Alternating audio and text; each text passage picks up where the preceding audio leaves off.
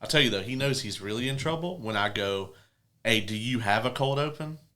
And then he says no, or he says, "Yeah, but if you got something," and then I'm like, "Oh, okay, yeah." So I figured we would keep it short and sweet tonight, but I do want to talk about a little something that is on topic. I've actually been listening to Talkville, which is the Michael Rosenbaum and Tom Welling. If you don't know, that's Lex and Clark from Smallville. I have been watching the show, and so I have been listening to the podcast a little bit, and they actually have been going through the entire show, like episode by episode, and kind of talking about it. And I've learned a lot of stuff about the show that's like really cool. I've also learned that if I was going to start a podcast with anyone else, which I wouldn't, for the record, of course, it would not be Tom Welling. He's a terrible co-host. Is he really? He's an absolutely terrible co-host. He like talks over Michael Rosenbaum all the time. Like, oh wow. And he also, get this, he rabbit holes a lot. Like, he'll just take them off topic. No. Yeah. What? Yeah. He does that. He does, yeah. I can't imagine having a co-host who would just rabbit hole into some bullshit. I know. I could never. You couldn't operate that way. Right? It would make my job so much harder. I know. And the thing about it, too, is like, Michael Rosenbaum has his own podcast. And then they have a third guy on there. A lot of the big time people have like a podcast. What's that other guy called? A podcast manager? I get like a Conrad. Yeah, Conrad, or like a like what Tony Hinchcliffe used to be when he was like in the shadows. Yeah. Like before he came out and we all hate him. Yeah, like what's that guy? Producer? Yeah, producer / host. Yeah. Someone for like the talent to bounce off of. Yeah, a demi host. Yeah. And they have another guy. So it's Michael Rosenbaum. He has his own podcast. You all right? And his demi host from that is also on there. I think his name's like Ryan. It's a very basic name, which I suppose in that role is nice. But he's actually never seen the show before, so he's got an interesting perspective on it. Like he's watching it with them for the very first time. See, I've seen a few clips of that podcast online. Which, by the way, you guys can catch this podcast also online wherever you get your podcast shit from. Wherever you listen to this one. Yeah, wherever you're watching or hearing this right here, right now. It's just one of many places where you can hear and or see us. But no, it seemed pretty interesting. Like, because I used to get clips that would show up on my feed from their podcast, and it would be them talking about random episodes, and sometimes they'd have like guests on who were also on the show. Yeah. And it seemed pretty cool though, but I haven't thoroughly checked it out yet. Something real quick that I learned in the very first episode, like in the pilot. So like Tom Welling had never really done anything besides like plays. He never really. He's very young. I think he was like maybe not even 18 yet when they cast him. Wow. And so he goes on set and he's like, "Wow, all these other people are like real actors." And Michael Rosenbaum is there, and they're filming the scene where Clark rescues him in the pilot. Mm-hmm. And apparently they had a 25-foot water tank, right? And they actually had the car down at the bottom of the tank. And so, like, they had this, like, professional diver and a medic. And, like, they would give Michael Rosenbaum the oxygen tank, and then they would, like, swim him down there and put weights on him so he didn't float. And then he would have the oxygen tank, and they'd be like, all right, he had, like, an earpiece in. And, like, the director would be like, okay, let us know when you're ready to go. And Michael Rosenbaum would be like, phew. And then, like, they would take the oxygen off of him, and then they would shoot. And, like, there was, like, 6-7 times that he like, freaked out and was like, you got to get me out of here right now. Yeah. Which I would, too, man. Please, no, thank you. There wasn't a safer way to do a stunt like that? I guess not in 2001. I find that difficult to believe. Right, me too. Me too. Yeah, they had to come up with something else. Yeah, I mean, with some of the other things that you told me about the show and the people who are like in charge, they sound kind of like assholes. So I'm not really surprised. Yeah, Tom Welling, like, he was shooting like 12, 14-hour days. Oh. And like so basically he would go to sleep, wake up, spend the whole day on the set because like he's in basically every scene, And then that's it. And like they were talking about how like he actually didn't have any way to memorize his lines for it. He had no time for it. And so all the other cast members, you know, they can go out and play off somebody, do their lines. So that's why a lot of times, like, someone will walk into the room and exposit a bunch, and then Clark will just be like, "What do you mean?" And then, like, or there's a lot of scenes in the show where he'll be in Chloe's in the Torch or whatever, you know, the newspaper, and Chloe will be walking around, or Pete, and they'll be pacing, and he'll be talking to them, and he's at the computer, and his lines are on the screen. Wow. Yeah. I mean, gotta do what you gotta do. Yeah. If it works, it works. But they actually they had to hire a driver for him after like the first couple seasons because they were worried he was gonna like pass out driving just because of how much time he put in on the set like every day. Yeah. Well, hopefully he got more than the Power Rangers did. I hope so. Yeah. He's still making bank off of all these appearances and stuff. Oh, well, that's good then. Yeah. So. Yeah. You know, I mean, hell, 10 years ago, I was making more than the Power Rangers. Right, that's true. That original set of Power Rangers didn't make a damn thing. No. They also weren't really in the show that much. Because it's only them when it's the teenagers. You know, anytime they have the helmets on or any of that. But, like, those seasons were long as hell, and so were their days. That's true. Did they make money off the movie, you think? Because that's always them, right, in the movie? Yeah, it's a stunt doubles, you know. But Jason David Frank did his own stunts, right? He did. He was probably making bank by then. He might have been. He was the only one, really. He was the money. Yeah. But yeah, they were making like $700 a week. Oh my God. Yeah. Yeah. There's a doc on them that's out right now. So I need to watch that. I guess in like 92. No, it still wasn't. It's still so bad. That's still bad. Well, I'm just saying, you could at least pay your rent in 92. Oh, well, yeah. Now you can pay your rent and maybe get you some ramen noodles. Ooh. If you like don't have a car. Yeah, or any other fiscal responsibilities. Yeah. No, that's all you're getting. Like no lights, no internet, just your house and some ramen. Yeah. You might be able to scrape together a microwave to cook that ramen in. See, when you say ramen, people are probably thinking, "Oh man, like a fancy bowl of ramen." You mean? No, I mean that top ramen, that like $10 for $1 top ramen. What James lives off of because he's a teenager. That's right. Check out our Minecraft review if you want to see James here on the show. I'm sure he'll be back at some point. But we don't want to blue balls you all any longer. We know why you're here.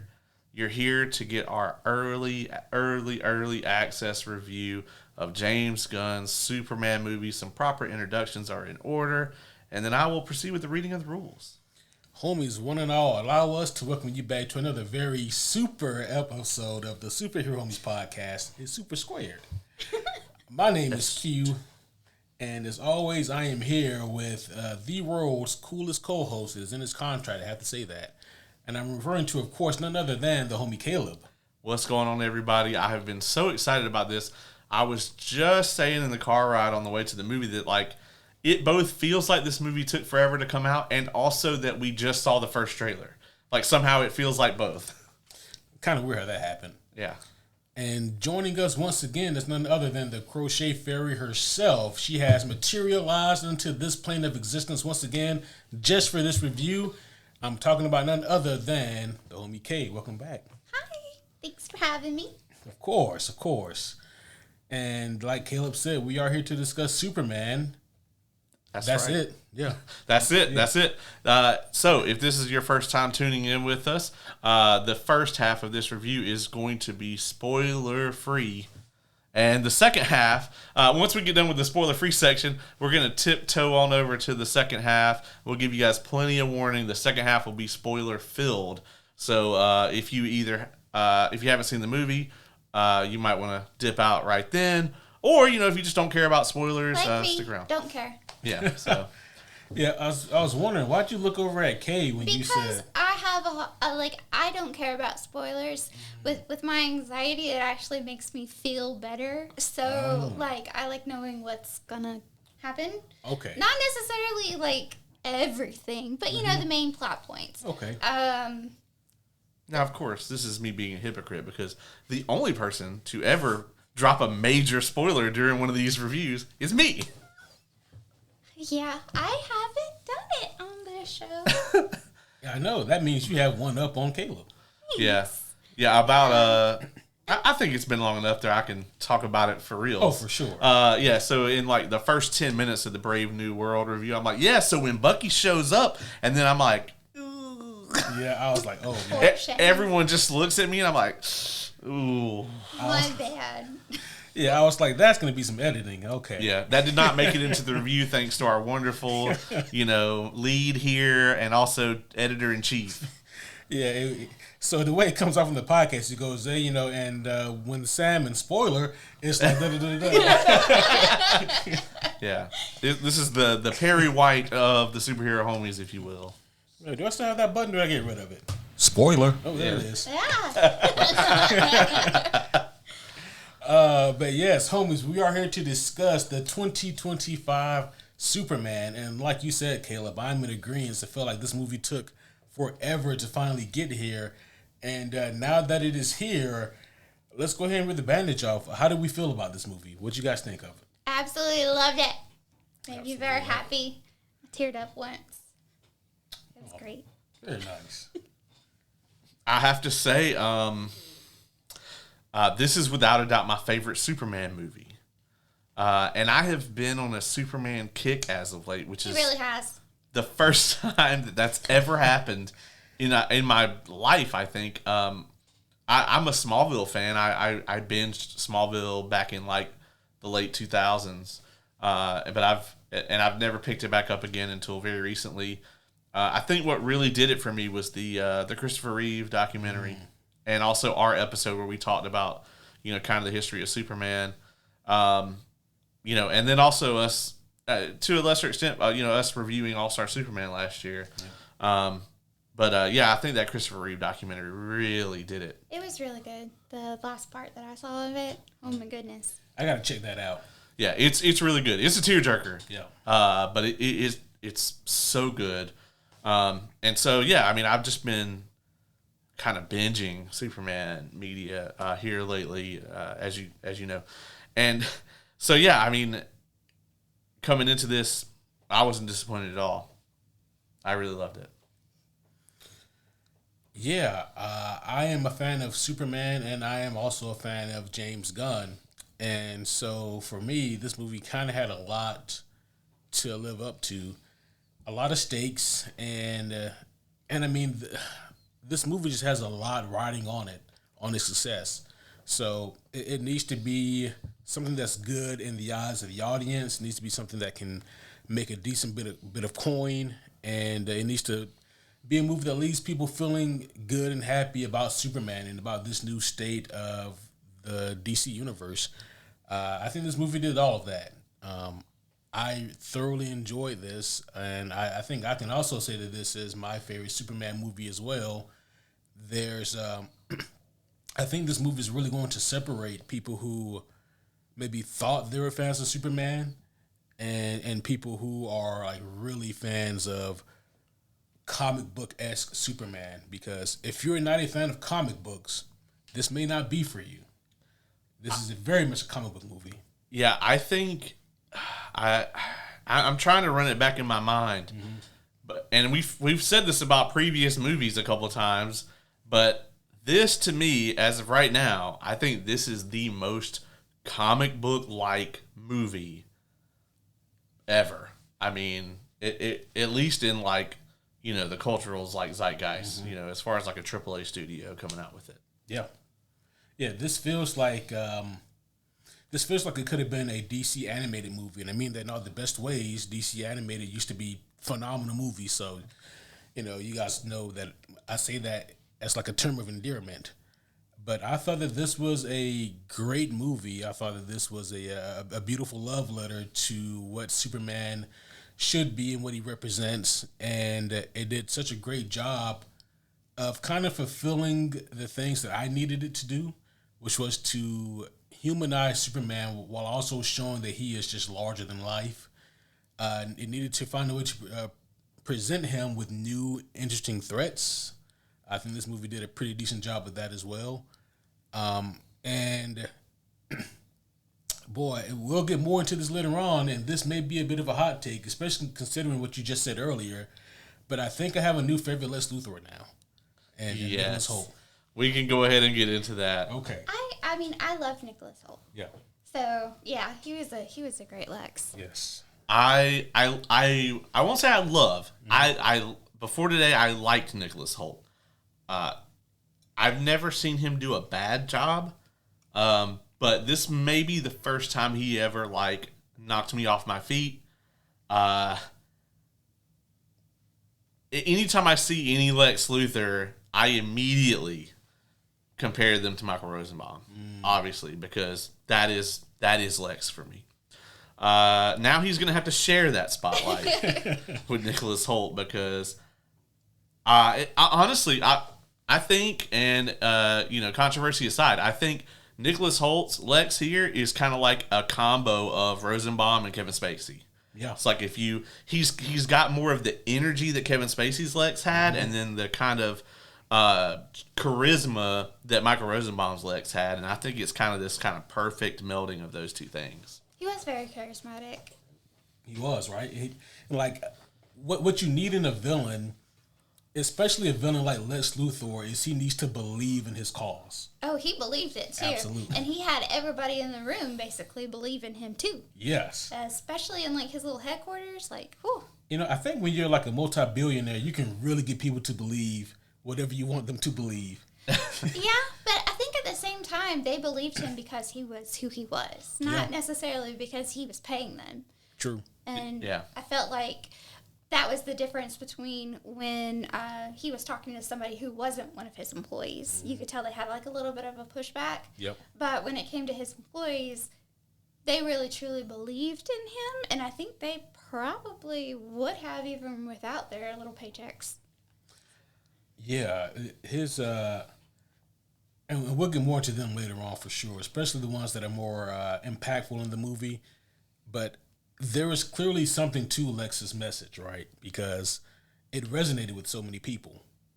But yeah, I thought that Nicholas Hoult as Lex Luthor here, this guy, he just came out swinging. I mean, from the first moment you see him on screen, he is just full on. And this is the version of Lex that, I really, really wanted to see. And here's the thing, like, Michael Rosenbaum, obviously, like, I thought he was incredible as Lex Luthor. And that's kind of why when he left the show, I kind of quit watching. But the thing of it is, just the nature of Smallville as a show, the nature of Smallville as a show, and it's the problem with prequels, is that they can never really get to that point where you want them to. There's kind of like a soft cap that's on them as far as like what they can do. And, Michael Rosenbaum took that limitation, just pushed it to the limits. And, and it was great. But this, what we got from Nicholas Hoult, is kind of like where you wanted that character to eventually progress to. Yeah. So. Agreed. I feel like if Clark had been honest with Michael Rosenbaum's Lex, he probably would have protected Clark. This way though, no, this guy would have strung him up anyway just because he could. Right then. Oh yeah. On site. There's a scene, and I can't talk about what was happening on the monitor, but there's a scene in the movie where he's watching something, and he does this thing with his face. And that's the moment that I was completely sold. I'll talk more about it in the spoiler half, but like that moment I was like, that's good. Like, that's incredible. I'm completely sold on who this guy is from this moment. For me, with him being Lex, was his chill. So throughout everything, even when people are mad, there's stuff flying around, he's just casual. He's just walking. He knows that the people that he's put around him are going to be, like, he's good. And so I loved how he commanded a room even when things were in chaos. Oh, yeah. Yeah, he was a king at that kind of manipulation. Yeah. I like seeing him being performative. And I don't mean like Nicholas Hoult being performative, but I mean like the character of Lex Luthor putting on a show for people outside of his inner circle. Right. And, just having people see him in this kind of sympathetic or apologetic light that he wants them to see him in. Like, he's helping people. But in reality, we all know that Lex is just helping himself. I thought that was great. Yep. We've got to talk about the man of the hour. Yes. The man of steel of the hour. I think I must extend an apology to David Corn Sweat for picking on his name over the last year. I thought he freaking killed it. Yeah. Yeah, he was a very good Superman, and he was a phenomenal Clark. I feel like Clark sometimes gets downplayed a little bit, but a lot of Clark came through even when he was Superman. And that doesn't always, it's almost like two separate personalities, but his portrayal of Superman, he still held on to Clark, and I really liked that. When we did our preview episode, I talked about how, when they cast Batman, they cast someone who can be Bruce. But when they cast Superman, they cast somebody that can be Superman. They don't cast for Clark. And here, other than Tom Welling, right? Because they did the opposite. They were like, oh, he looks terrible in the suit, but he'll be fine. But yeah, I agree. I think that not only was my problem with Henry Cavill's Superman always that there really was no Clark Kent to me. With this, it's like there's always a Clark Kent. Right. Because that person who they are is Clark, right? For the most part. And I absolutely I thought that he did a great job, and I thought that maybe even more important than that James Gunn did an incredible job, because if you flip it around and you put Henry Cavill in this movie with this script, I think he would have killed it here too. It's about the tone and the way it's presented. Yeah, I actually never really enjoyed Henry Cavill's Superman at all. I saw one of the last DC movies that all came out because I just didn't like any of it. The tone and the vibe of all of it was just off. So I didn't watch any more of them. You didn't miss a lot. Yeah, so I'm told. So Snyder Cut. I would recommend that highly. That's it. Yeah, Snyder Cut. Yeah. I have a slightly different take, and that is, and this is going to sound like a semantics thing, and it really isn't though. For me, it's not so much that there's more Clark here, because for me, Clark is kind of the put on. It's not really who he is. Who he is Kal-El. And Kal-El is a person without an identity, and he's trying to fill in those blanks. We do get that here, and I think that's tremendous. I think for me, the thing that really sold me was the script wrote a lot more of his humanity into it. And so there's moments where, not to spoil anything, but even from the beginning of the movie, you see that, okay, he's got some shit to figure out and work through. And nature versus nurture. Yeah. Mm-hmm. There was a bit of that going on here, and I think that really helped bolster his performance even more. I think his performance was great. I think he did a tremendous job. I can't wait to see what they do with him next. Yes. As Superman, for sure. But when I think about it, there are a handful of true classical traditional Clark Kent scenes, but they all serve a bigger purpose. And that is to show him under different lights. And I really like how he's presented there in those different frameworks. We'll get way more to that in the spoiler section. Can't talk too much about those here, but they are tremendous scenes. But they're not just day in the life type shit. It's more this is Clark underneath this type of circumstance, and how will he react? And then when you see him as Superman, what I really dig about this is you get to see this larger than life figure, but he's got these threats that bring him down to earth, sometimes literally. So I thought it was tremendous. Just to clarify, when I say that he's the Clark Kent is more pervasive here, I don't necessarily mean the facade, right? Yeah. The kind of bumbling reporter, I mean more of the kid who was raised on a farm in Smallville. Mm-hmm. You know, you see so much more of that, even when he's not when he's Superman. Yeah. That comes through a lot more to me, and it's very nuanced, and I really enjoy that. This has got to be the most serious like James Gunn movie we've gotten. Yeah, for sure. Either this or Guardians 3. Yeah, that's true. Guardians 3. Yeah, true. Yeah, a little bit.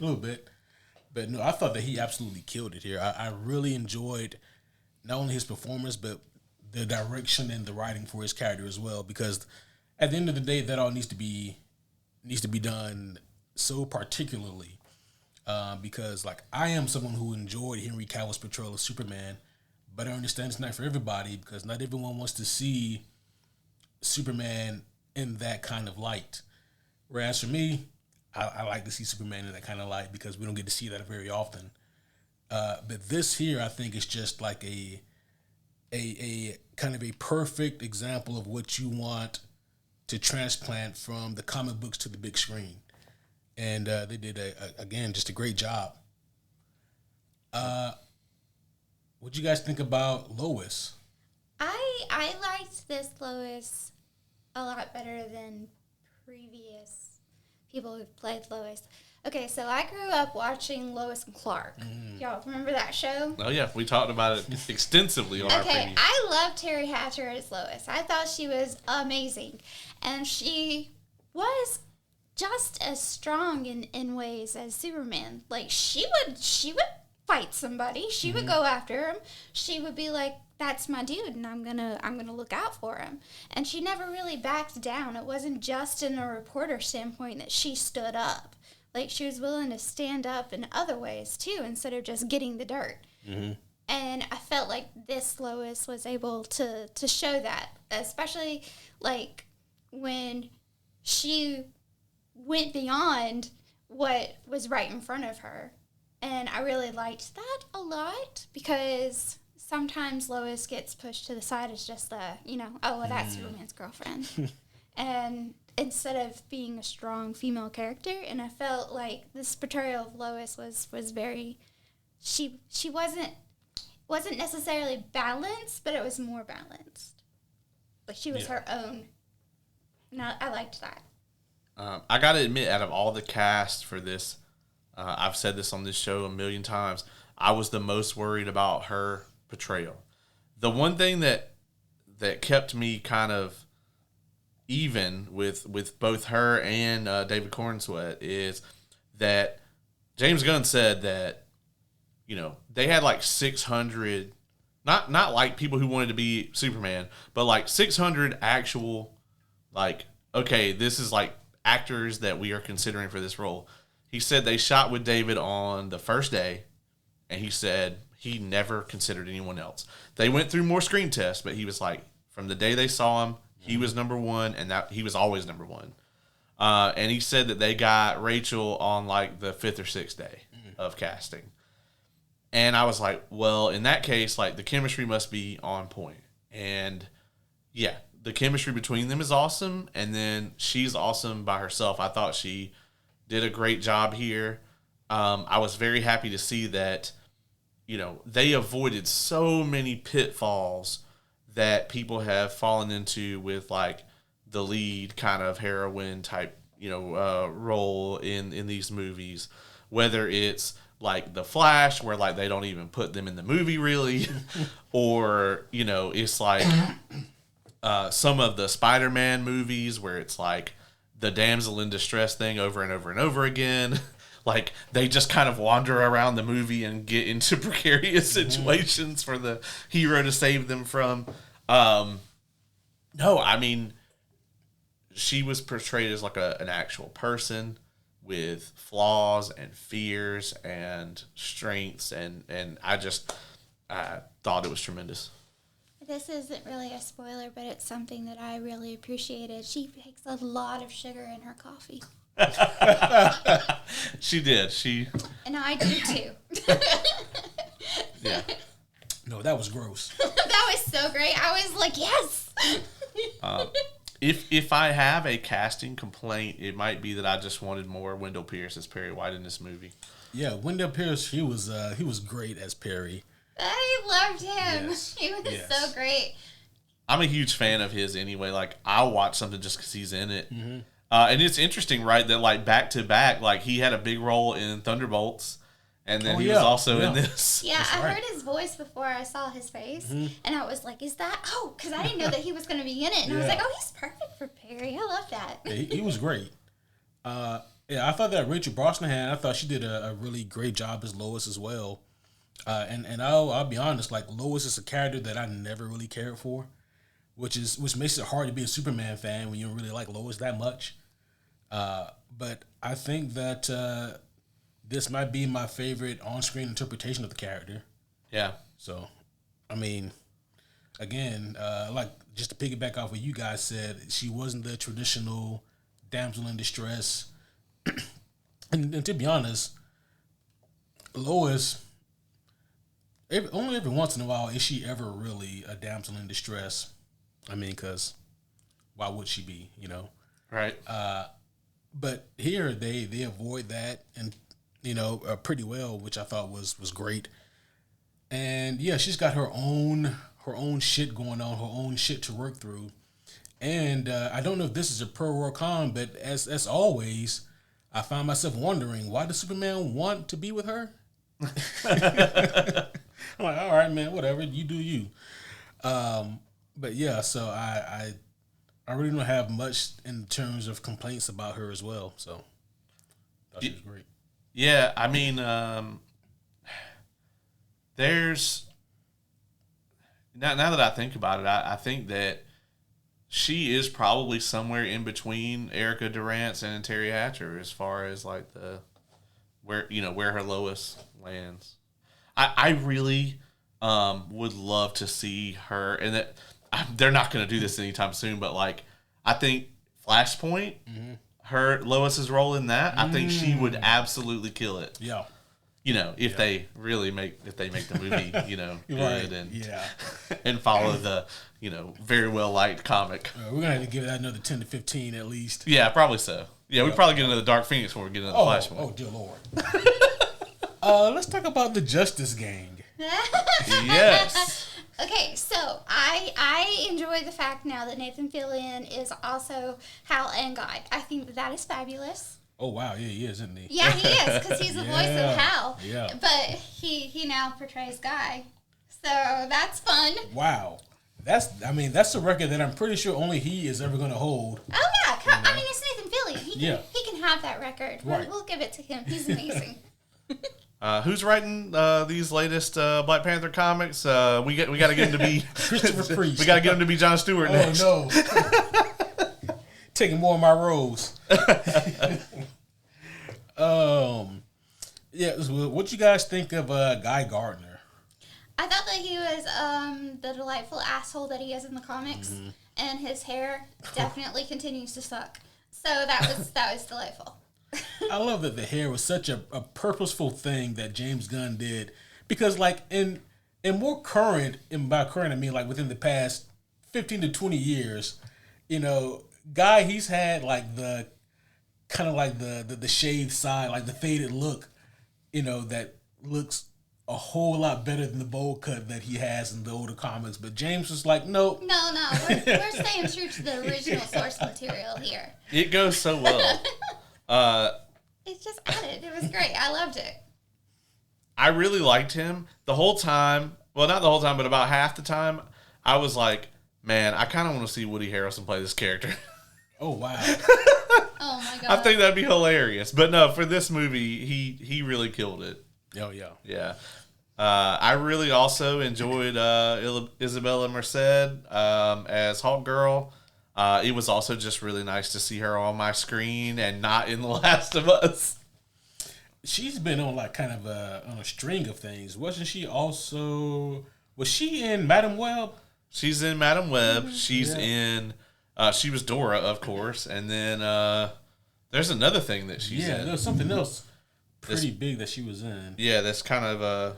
And I forgot that the three of us reviewed Madam Web together. Oh my Yeah. We did. I'm glad that this so far is a way better experience than that. Wow, she's billed under Frank Grillo in this. Like, they put her way down the line.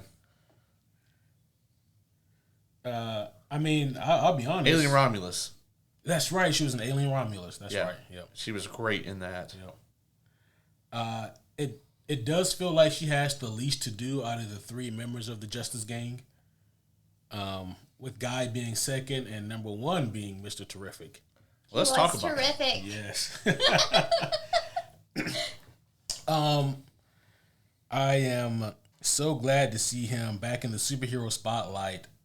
The last time that we saw this actor in a superhero movie was X-Men First Class, where he had the most pointless death of like any kind of superhero. He played the character Darwin, who's Oh, that is him, Yeah, isn't it? yeah, that was Oh my him. gosh. Okay, yeah, that was pointless. yeah. His mutant ability is to adapt to anything. Like, just to give you guys an example, in the comic books, he comes across the Hulk, and the way that his mutant power adapts is it teleports him to the other side of the planet.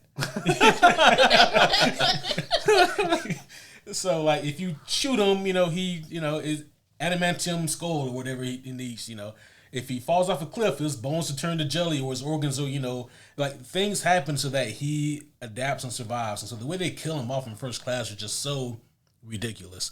So I'm glad to see him make such a phenomenal redemption in a superhero movie as Mr. Terrific here. I thought he was incredible. He was. I loved how he was calm smarts. Mm-hmm. He was very confident, and I appreciated that very much. And I mean, I was probably the most worried about this character out of all the heroic type characters in the movie, because you have to worry about like how his powers are going to be portrayed. Thought he absolutely killed it. I'll be honest. I think he could have his own like either spin-off show or even movie at this point. I want his jacket. Yeah, Yes. I think he's going to be around for a while. I hope so. He's a really cool character, and like that's the cool thing about having James Gunn be at the head of something like this is James Gunn loves the obscure. And Mr. Terrific isn't necessarily obscure, but he was never a character that was brought into the spotlight like this. And so it was great to have him in this movie. Honestly, I wouldn't mind seeing them kind of maybe use him in like a Coulson type role and have him kind of like be the through line, like whatever That the would next, be fun. yeah, whatever the next movie is. He's like, yeah, I'm here on the behalf of the Justice Gang. Oh, God damn it. Although it seems like Frank Grillo's Rick Flag is going to be more of the guy who does that. Yeah. He's not in the movie a ton, but what he is in the movie is pretty good. Yeah. I'll say this also about Mr. Terrific. He might have. I'd have to see the movie again, but if not my favorite, then probably my second favorite fight scene is the Mr. Terrific fight scene. Oh, that was a delightful fight scene. I enjoyed it very much. Yeah. That there's always going to be a scene in the movie, sometimes multiple scenes, but at least one where like James Gunn's going to kick up the soundtrack and do some cool shit. Mm-hmm. And, he's a beneficiary of that here. So yes. We haven't spoken about crypto. and I don't mean the currency. I love Crypto. Crypto's adorable and amazing and such a good boy. Is he? Yeah, Okay. he's the best boy. we should have brought in the popcorn bucket. Oh, I got the popcorn yeah. bucket. It's so freaking cute, y'all. It was adorable. And I had the popcorn and Crypto was protecting it, and it was so great. Junior wouldn't have liked that. Yeah, Junior kind of likes being the only popcorn bucket on the show. Yeah. So Well, Junior can just dill. I don't know. He got a lot of vodka in those bottles. He probably can just dill. So I think the concerns, right, for me and probably for you too, was like, is there going to be too much crypto in this movie? I think I could have probably dealt with about 85% of the crypto that we got. If that is a through line again, I think it will be it. I I don't want to see this much Crypto in a movie again, but I was fine with it here. You heathen. I'm just saying, you know, I want it. I don't want the franchise to be about Superman's dog. It's okay. First off, Crypto is not necessarily Superman's dog. Yeah, but we can't talk about whose dog because it's a spoiler. But like, no, not that it's not his dog is not necessarily a spoiler, but like whose dog it is a spoiler. Okay, if we're going in the context of this movie, sure, but we're. Yeah. I have things to say. Oh, I'm right there with you. Yeah, because. Oh, you're with her on this? Well, no, actually, with the point as a whole, I'm with you. Oh, okay. Yeah. But Crypto being Superman's dog. Oh, okay. I see. Yeah, he, you know, I mean, it's a Kryptonian dog. What can you say? Yeah. I mean, the thing about Crypto is this, right? I can see a universe where like I just hate everything about this goddamn dog. right. Yeah.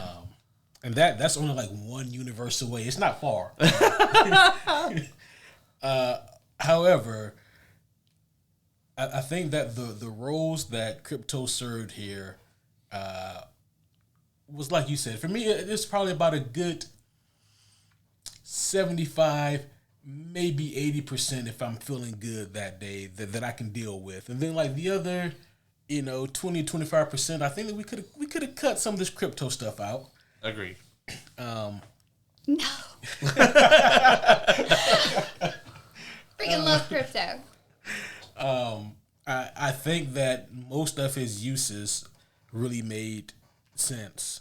And not only did it make sense, but like it wasn't just there for comedy, it was also there for context. And it was also there to maybe revisit later on for another plot thread. It meant something most of the time. They did dumb down Crypto a little bit. They made him more pupper than he is in the comics. But it's okay because he was a good pupper. So we have different definitions of a good dog, I guess. Yeah. Yeah. I think so too. Very clearly. I was worried about Crypto when I saw them put him in the trailer. Like really, this is like what we're gonna put in the first trailer. We're gonna put Crypto in here. I was very worried because comic book movies have a tendency to have a cute, cuddly creature character and then overuse the shit out of it. And James Gunn is not immune to this because he did it in Guardians 2. This is nowhere near the amount of egregious that Baby Groot was in Guardians 2. So, Baby Groot is adorable and amazing. Forever will be so cute and treasured. Mm-hmm. He's also the reason Guardians 2 is the least of the Guardians. I don't care. and you're not alone in that. We're probably in the minority. We are. Yeah. But it is what it is. Yeah. Who else is there in the cast that we can speak about in this half? I think we're probably good on. Yeah. Yeah, Jimmy Olsen was serviceable. Mm-hmm. He's not my favorite Jimmy Olsen, but I didn't hate him or anything. No, my favorite Jimmy is the one from Lois and Clark. Oh. Yeah, probably. Yeah. I also really like the one from Supergirl. For me, that's the funniest Jimmy Olsen for all the wrong reasons. I'm like, y'all really did a big one with this one. Because it's the dude from True Blood, isn't it? Isn't it the same guy? Is that the same guy? I never watched True Blood. Oh, okay. I didn't like that judgmental look you just gave me. No, it wasn't judgmental. It was just like genuine, like kind of shock. Oh, you know? It was also slightly judgmental. Thank you. Was it? That's nonsense. It's not nonsense. There was judgment there. I heard it. Thank you. Yeah. It was just, I always thought it was just hard for me to buy him as Jimmy Olsen when Jimmy's, supposed to be this kind of like a semi-annoying, pestering guy but serves a purpose. But, he's the lovable little guy around the office. But he finds a way to get things done. And then you get this fucking... Get this fucking model of a man. Oh, yeah. Yeah, he's like Jack. Have you seen Supergirl, the show? I've watched a little bit of Supergirl, yeah, but he's like, I never really got into it that much. So he actually was Jax in the Mortal Kombat movie. Oh, yeah. And he was Eggs in True Blood. Yeah, same guy. Eggs? Yeah, that's him. Oh my goodness. Yeah. That man is beautiful. Yeah. He's like He this. is not a Jimmy Olsen at That's all. what I'm saying. Yeah, that's who plays Jimmy Olsen in Supergirl. That guy is, oh my goodness. Yeah. Him. That's Maybe, Jimmy maybe Olsen. you don't remember who I'm talking about. Let me pull up a photo. Oh, I remember. No, I'm thinking maybe you don't, like maybe I just need to pull it I up. know who Eggs was, okay? Oh, okay. Yes. He's delightful. He's a beautiful, beautiful human. It's this guy, right? Yep, That's the same it's one? that man, yep. Same one? Okay. I was He's just making sure. delightful. He is not Jimmy Olsen, though. And that's what made it so damn funny. Right. But I thought he did a good job as a character, too. So, But yeah, he's serviceable here. He can't be plucky. Yeah, it's just so. That's why for me it was always so funny that he was Jimmy Olsen. I don't know if the show meant it to be funny, But it's funny. but it's funny. Yeah, Isn't the Smallville Jimmy Olsen? Iceman. Yeah. Yep. Yeah. And then didn't he die? But he had a brother or something. Well, rather? that actor has a twin. Yeah, Scott Ashmore, and then the other Ashmore. Yeah. And Cal Kestis. Isn't the other one Cal Kestis? No, No, they just look alike. they just look alike. Yeah. Yeah, because I don't know, man. I always get it so confused with that guy because all three of them look like twins to me. And they're not even twins. No. Yeah, but they all three of them look the same. Yeah, and yeah. one of them's not even related to the other Yeah, two. Cal Kestis. You just threw him in the mix. I'm telling you, man, that guy looks just like All them. right, okay. Maybe they cast him as Iceman. Oh boy. Let's talk a little bit here about the plot. And again, it's not a whole lot we can say here because The plot was plotting. spoiler. Yeah, we got spoilers. Yeah. The plot be plotting, like Yeah. you said, Kate. Yeah. I thought that the plot here was pretty darn solid for what you want in an opening movie for a franchise character. It's nothing that's too over the top or complex, but at the same time, it's not something that's so wash, rinse, and repeat that you've seen so many times before. It's kind of a refreshing take on something that is somewhat familiar, but at the same time, it just feels a little bit refreshing the way that they played with it here. I felt like they gave us... Okay, Superman is such a character that is ingrained in, honestly, our culture, that James Gunn ran with it, assuming that we knew things about Superman. Yeah. And so he just kind of gave little nods to some things, but there wasn't a need for an origin story. We all know Superman. And so he kind of treated us as if we weren't a dumb audience, and I like that. Because I don't need another origin story again. Look, man, I'm just saying they look the same. Aaron Ashmore, that's the other one's name. Okay, Yeah. let me see. Okay, they look very. They could totally be related. Yeah, okay, I can see it. Yeah, 100%. Anyway, I agree, and I'm gonna just go ahead and mix the pacing in with this. The pacing is excellent. The plot never there's no point where you're just like, oh man, okay, well we got to sit through this now because James Gunn, like you said, he doesn't treat us like we're dumb, and he also treats audiences like they've sat through 45 superhero movies because just about everyone has. And so it's okay, we're not going to waste all this time trying to explain to you guys who freaking Superman is, because anybody who's watched this movie has seen either the Donner films, the unfortunate movies that came after the Donner films, Returns, Smallville, Man of Steel. You have seen some iteration of Superman before.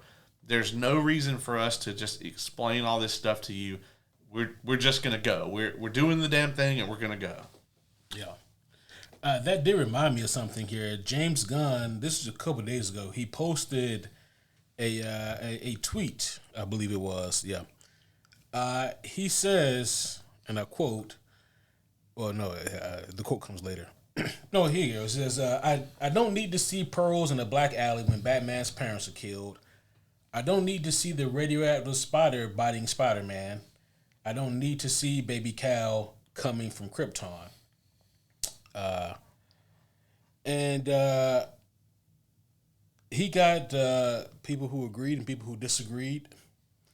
I understand both camps, but I think that where we are now, currently, we don't need to.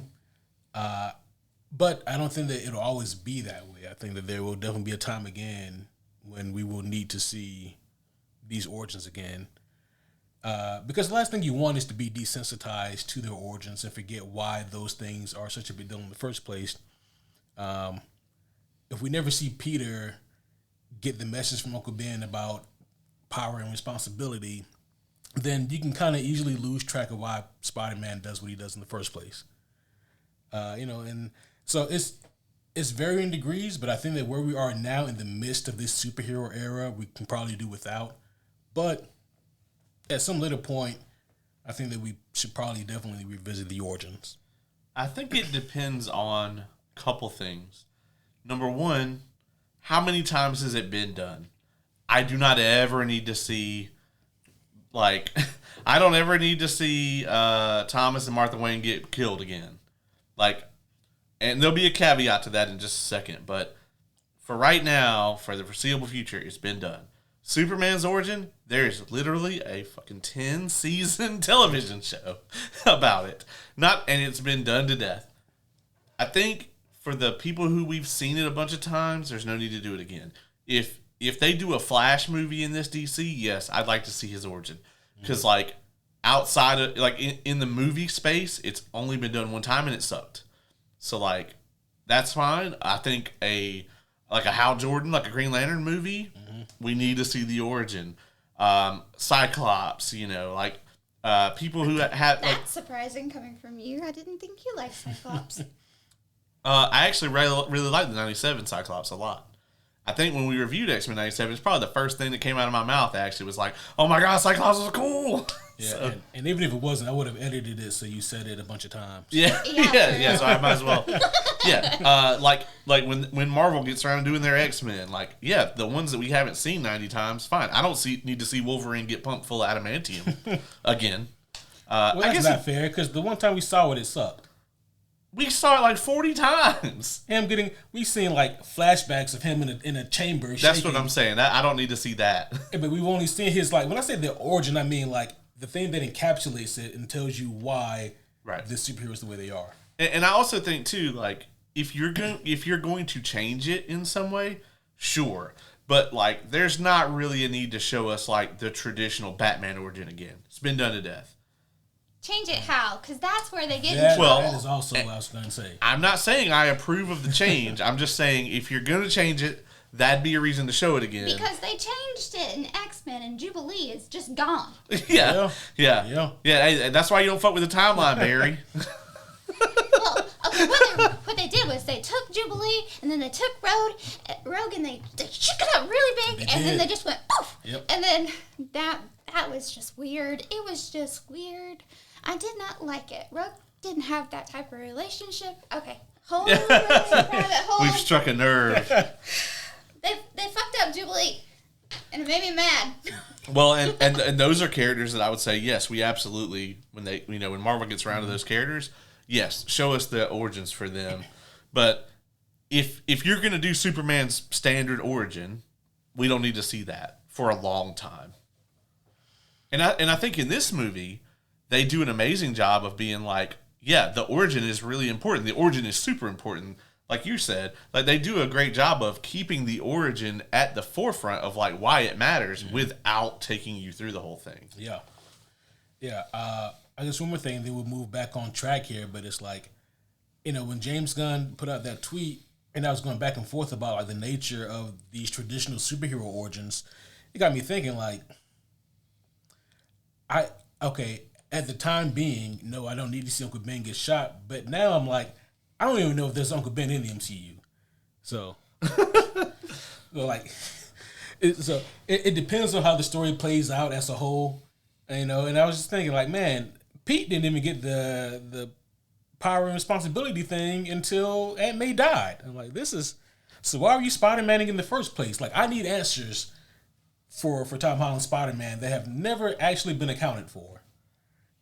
Well, see, they were gonna give you a TV show, a TV show, and then they pivoted, and then they were just like, nah. It'll be something else. They were like, but if we're gonna do that, we got to make the theme song really dope, and it was, The yeah. theme song for that was delightful. Yes. It's easily the best thing about that show. Not that we hated that show. Go check out our review. Yeah, but what was it called? Spider-Man.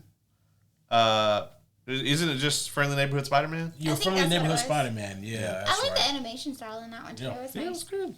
It's good. Check out our review, folks. Absolutely. What you guys think of the action in this movie? Loved it. I thought that it was not okay. I know CG is kind of like a thing that's like all over the place in superhero movies, and it kind of has to be. But I felt like there was enough of interaction between people that it didn't get CG'd to death. Yeah.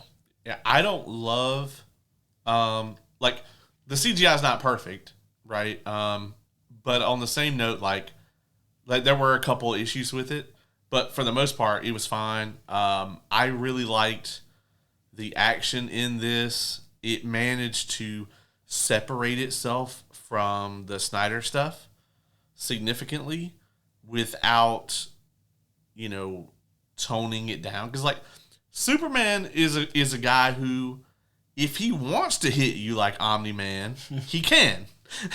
As a matter of fact, that's what when Omni-Man hits someone, that's what they're thinking about. It's like, oh, what if Superman punched you in the face?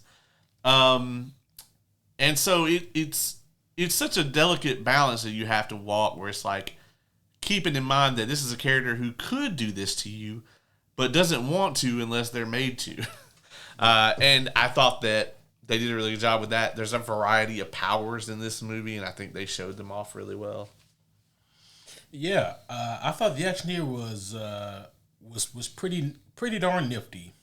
Again, this is the most comic book like action that we've ever seen from Superman, and again, I mean that in a positive way. What I liked about Man of Steel and that portrayal of Superman was like, what if these beings existed and they actually fucking fought on Earth? This is what would happen. But this is like, what if we plucked Superman from the comic books and just made these pages into his own world? And that's what we got here with this interpretation. And I don't know, call me a positive Pete. I like both. But what's really cool about this, though, is that, like, Superman could be having some kind of existential dread, and then there's like a giant monster just rampaging.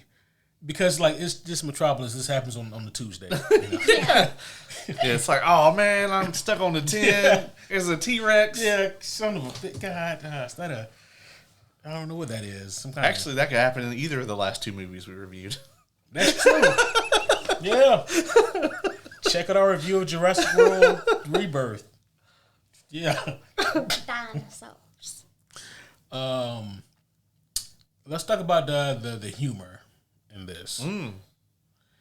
This is a James Gunn movie, so obviously there's gonna be laughs and whatnot. But the thing that people were worried about is James Gunn's humor going to fuck up the tone of a Superman movie, and that's a very legit concern. Yes, I had that concern myself. I don't think that it did, because he kept Clark wholesome and kind of upped the people that could be upped, like Guy. Mm-hmm. Yeah, the answer to your question is a resounding no. James Gunn's humor actually, I think, did really well here. I think he reined it in a lot. Like, I think this movie probably has less jokes in it than a typical James Gunn movie. Certainly less than Suicide Squad. Certainly way less than Peacemaker. It is, and I would say it's less than Guardians 3, and that probably was his most serious in tone. But in all of those movies, it's surrounded by characters and who are that way. I mean, Suicide Squad, you've got Harley. Right. It's not going to be serious. Right, yeah. You've got basically the entire cast in Guardians, and it's kind of like he has that. But in Superman isn't, quirky like that, I guess. I mean, he is quirky, but not like Rocket, Yeah. He doesn't make a joke of Superman to get a laugh out of the movie. Right. Yes. We were watching last night the episode of Hot Ones with Peter Dinklage on it. And they were talking about how he does a lot of very serious roles and whatnot. But if you listen to him talk about like the movies that he loves, they're all comedies. And he was just kind of asking him, kind of like, why is that? And he said that like when he gets a script, especially for a comedy, for him, it always has to be the characters in the movie do not know that they are being funny. And like that always is so important to him because like dropping a punchline in a movie just doesn't work, right? Because it really doesn't work in real life either, unless you're at a comedy club watching for the most part. And that really like stuck with me, and I think that's really applies here. There's no point where like there are points where Lois or Clark or Jimmy or even Lex will do something that is funny, but like they were not trying to be funny. We as the audience find it to be funny, and it takes an immense amount of talent to write that into a script. And then to film it and have it come across properly. But like our theater cracked up quite a few times. Oh yeah. What you described there is like what I have been saying for years about Thor. Yes. Thor I thought was really funny in the first Thor movie. Yeah. And it's because nothing he did was him trying to be funny. It was just him being him. But then you fast forward to Ragnarok and to Love and Thunder. Love and Thunder is awful. Oh, I'm sorry. You had a little nasally thing going on there. Oh yeah, I say in Thor and in Love and Thunder, and those. Okay, Yes. So the best part of any of those movies was when Stanley made his appearance. And he was like, "Please, kind sir, do not cut my hair." That's the highlight of those last two movies. Like, that is the best part. Shout out to Stan Lee. Yeah. But no, here we get like that same kind of humor, like from Thor 1 is what I'm referring to, where like it is in line with what the characters would do, but like you said, Caleb, the characters aren't trying to make jokes. And I mean, because I'll be honest, there's some shit that Lex does, as despicable as he is, some shit he does is just hilarious. Yeah. And it's great because you can totally see a person like him doing some shit like this. Yes. There's only like one or two times in this where the humor does come in too soon and it undercuts like a serious moment or two. Yeah. But when you look at the ratio of like jokes in this movie, it's pretty well balanced out, and the moments where like the serious moments are undercut, it doesn't happen that often, but I did notice it a time or two. Yeah, I agree. There's a couple of times in this movie, and like I think that the runtime was cut down. There's a couple of times in this movie where I kind of want something to have had a little more room to breathe. I can think of one, but I can't talk about it without spoiling. Yeah, like there's at least two to come to mind for me, and like I get why you want to keep it moving. Like the pacing is, I won't call it breakneck because that has a negative connotation where it's like, right. Oh, you can hardly keep up with what's going on. This movie gives you enough time to process it, but it does not give you any time to take a breath before what comes next. Yes. It's like, oh, okay, we're doing this. Oh, well, all right, well, we're here now. Okay, we're here now. Yeah. You don't have any. There's no breathing room.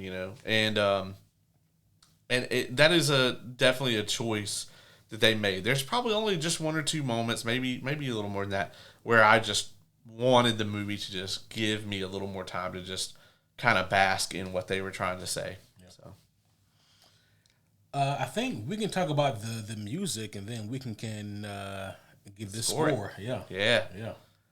I thought that the music in this was actually really subdued for a James Gunn movie.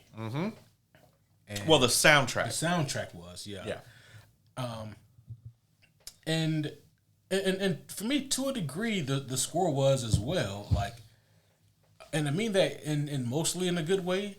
I did expect to hear that John Williams score a little bit more than what I did, but When you heard it, it was impactful. it was impactful. They hit us with that Infinity War. Yeah, a little bit. Where it's like, we know you want to hear Uh-huh. it, and so we're going to keep it from you. Yeah, And when you do hear it, you're going to love it. yeah.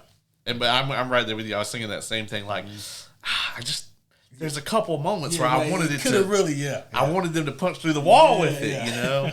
But But no, but like you said, also like the soundtrack, it's very subdued, surprisingly, for a James Gunn project. That took me by surprise. you could tell he just had the pen and he was Yeah. like, and then like Beastie Boys could. Oh God, Shit. okay. Yeah, Is this the first movie he's come out with in like forever that doesn't have a damn Beastie Boys track in it? you know what? We have to watch it again and listen carefully. It's probably somewhere in the background. Yeah, it's got to be hidden in there. Jimmy's got a zoom in a scene where he's listening to a Beastie Boys album. Of course, he does. Ready to score this thing? Yeah, let's do the damn thing. Who goes first? Guest. I get to go first? I don't wanna want to go you wanna go first? No, you go first. You went first on Rebirth. I think I did. Okay. Okay. All right, folks. Out of the people in this room, I'm the least Superman fan. Not maybe over the last few weeks, but just in general in my life, I've never really maybe understood this character until very recently. When I watched the Christopher Reeve documentary, I started to really understand like the hope and symbolism aspects of the character and what they were meant to inspire. And I think a lot of that is because the Superman that I grew up with, like that I, in popular media, outside of Smallville was just like, hey, he can hit people really hard. Zack Snyder really wanted us to understand that about Superman. This movie has all of it. It has the hope. It has the inspiration. It has the character's flaws. It has the character's fears. And he also can hit people really fucking hard. He's got all of that. And I really just enjoyed that. I enjoyed the supporting cast. I gotta say, there was so much writing on this movie for me as far as like expectations and like, can DC work on the screen? So this movie's got to do two things, right? Like it's got to reestablish Superman as like a box office powerhouse and like a known entity, right? And it also has to jumpstart the DC universe. And I think it does a great job at both of those things. I'm gonna give this one a 9.2. That is incredible. So I am a Superman fan. I finally completely turned that corner and came out of the Superman closet. I came out of the Superman phone booth. Yeah, That's better. yeah, thank you. Yeah, I'll give myself one of these. Good job. Yeah, everybody gets one. Yeah, this is maybe 5 years ago or so, around about. As a matter of fact, it was around the time that I first read Doomsday Clock, which is a story that we'll be covering here sometime in the near future. But Doomsday Clock is a Watchmen sequel, but in actuality, it just masquerades as a Watchmen sequel. It's really at its core a Superman story, and that's really kind of when I turned the corner. And then I started reading more Superman content, and then I realized, oh, okay, I see. And then it really finally clicked in for me, and then I couldn't stop kind of consuming his content. This movie, I can't say this enough. It continues to impress me with how much it is such a superhero comic book movie which is a weird statement to say about a superhero comic book movie. But, we live in a day and age where these studios get more and more choosy about what they want to pick and choose to be a superhero movie. And so when you get something that really is just like true to form, it is refreshing, and it shows that this can be for more than just the comic book nerds. This type of content can be for everybody. And they really do a great job of showcasing what makes Superman so great. A great job of the hope, a great job of like the internal conflicts that he has on the regular basis, and just trying to understand his place in the world. They do such a great job with all of that. The pacing is great. I think that the tone of this is spot on for what you want, and the tone is really what is interpreted from All-Star Superman. Yes. The humanity is what's taken from Superman for All Seasons, and his relationship with Lex is taken from both those incredible books. So I think that this movie is it is what you truly want from a Superman movie. I think it has something in it for everybody who is a comic book fan, for everyone who is a Superman fan. Ironically, I had this score picked out on the way back from the theater. I also had it scored at a 9.2. Y'all are so silly with your points.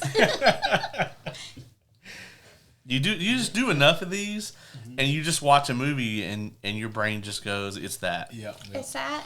I'll say like, the homie Kyle and I, we had a discussion where we both predicted like the Rotten Tomatoes score, and then also like we said we would message each other after the movie and tell what our scores would be.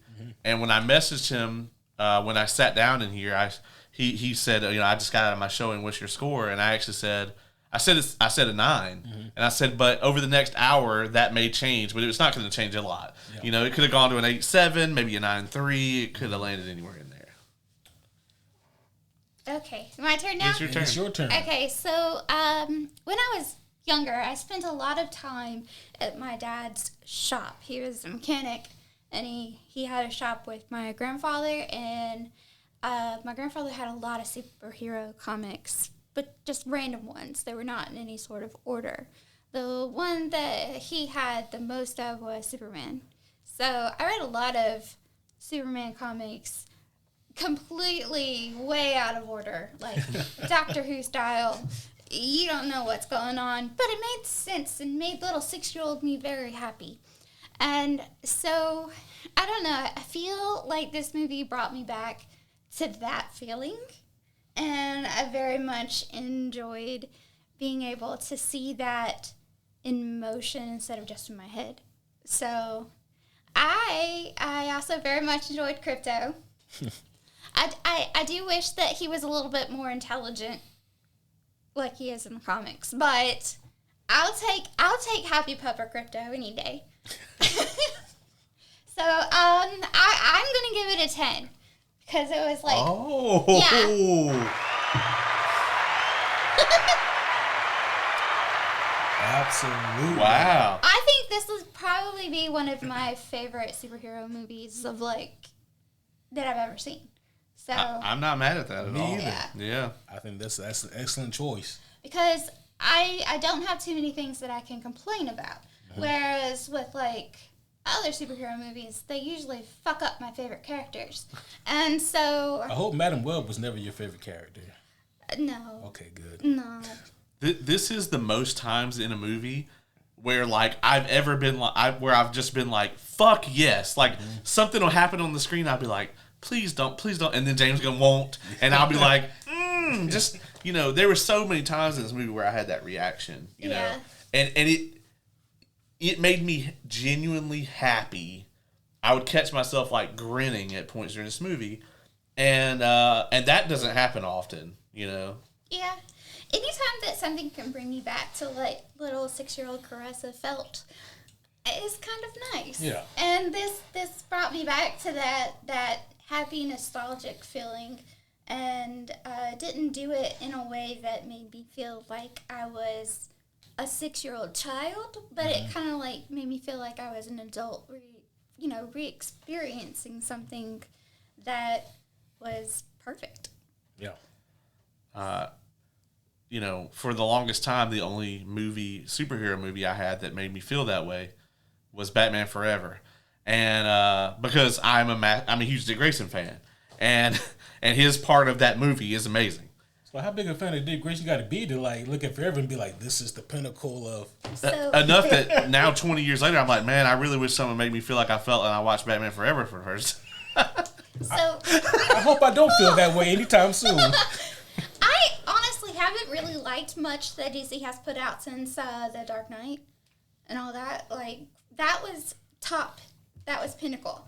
And then it just kind of went downhill. They kind of held on to it a little bit with animated movies. Like, they kept me with that. But then I really hated all the Snyder stuff. And I kind of hated how the TV shows that they had, either they destroyed what they had to work with that was amazing, or it became so almost watered down like Smallville did at the end, where they just kept doing seasons, but it was time. It was time for Superman to be in the suit. It was time for, and they just kept going, because that was one of the things with Smallville, was that they were never going to, Clark was never going to fly, and he wasn't going to be in the suit. Did John Peters write this?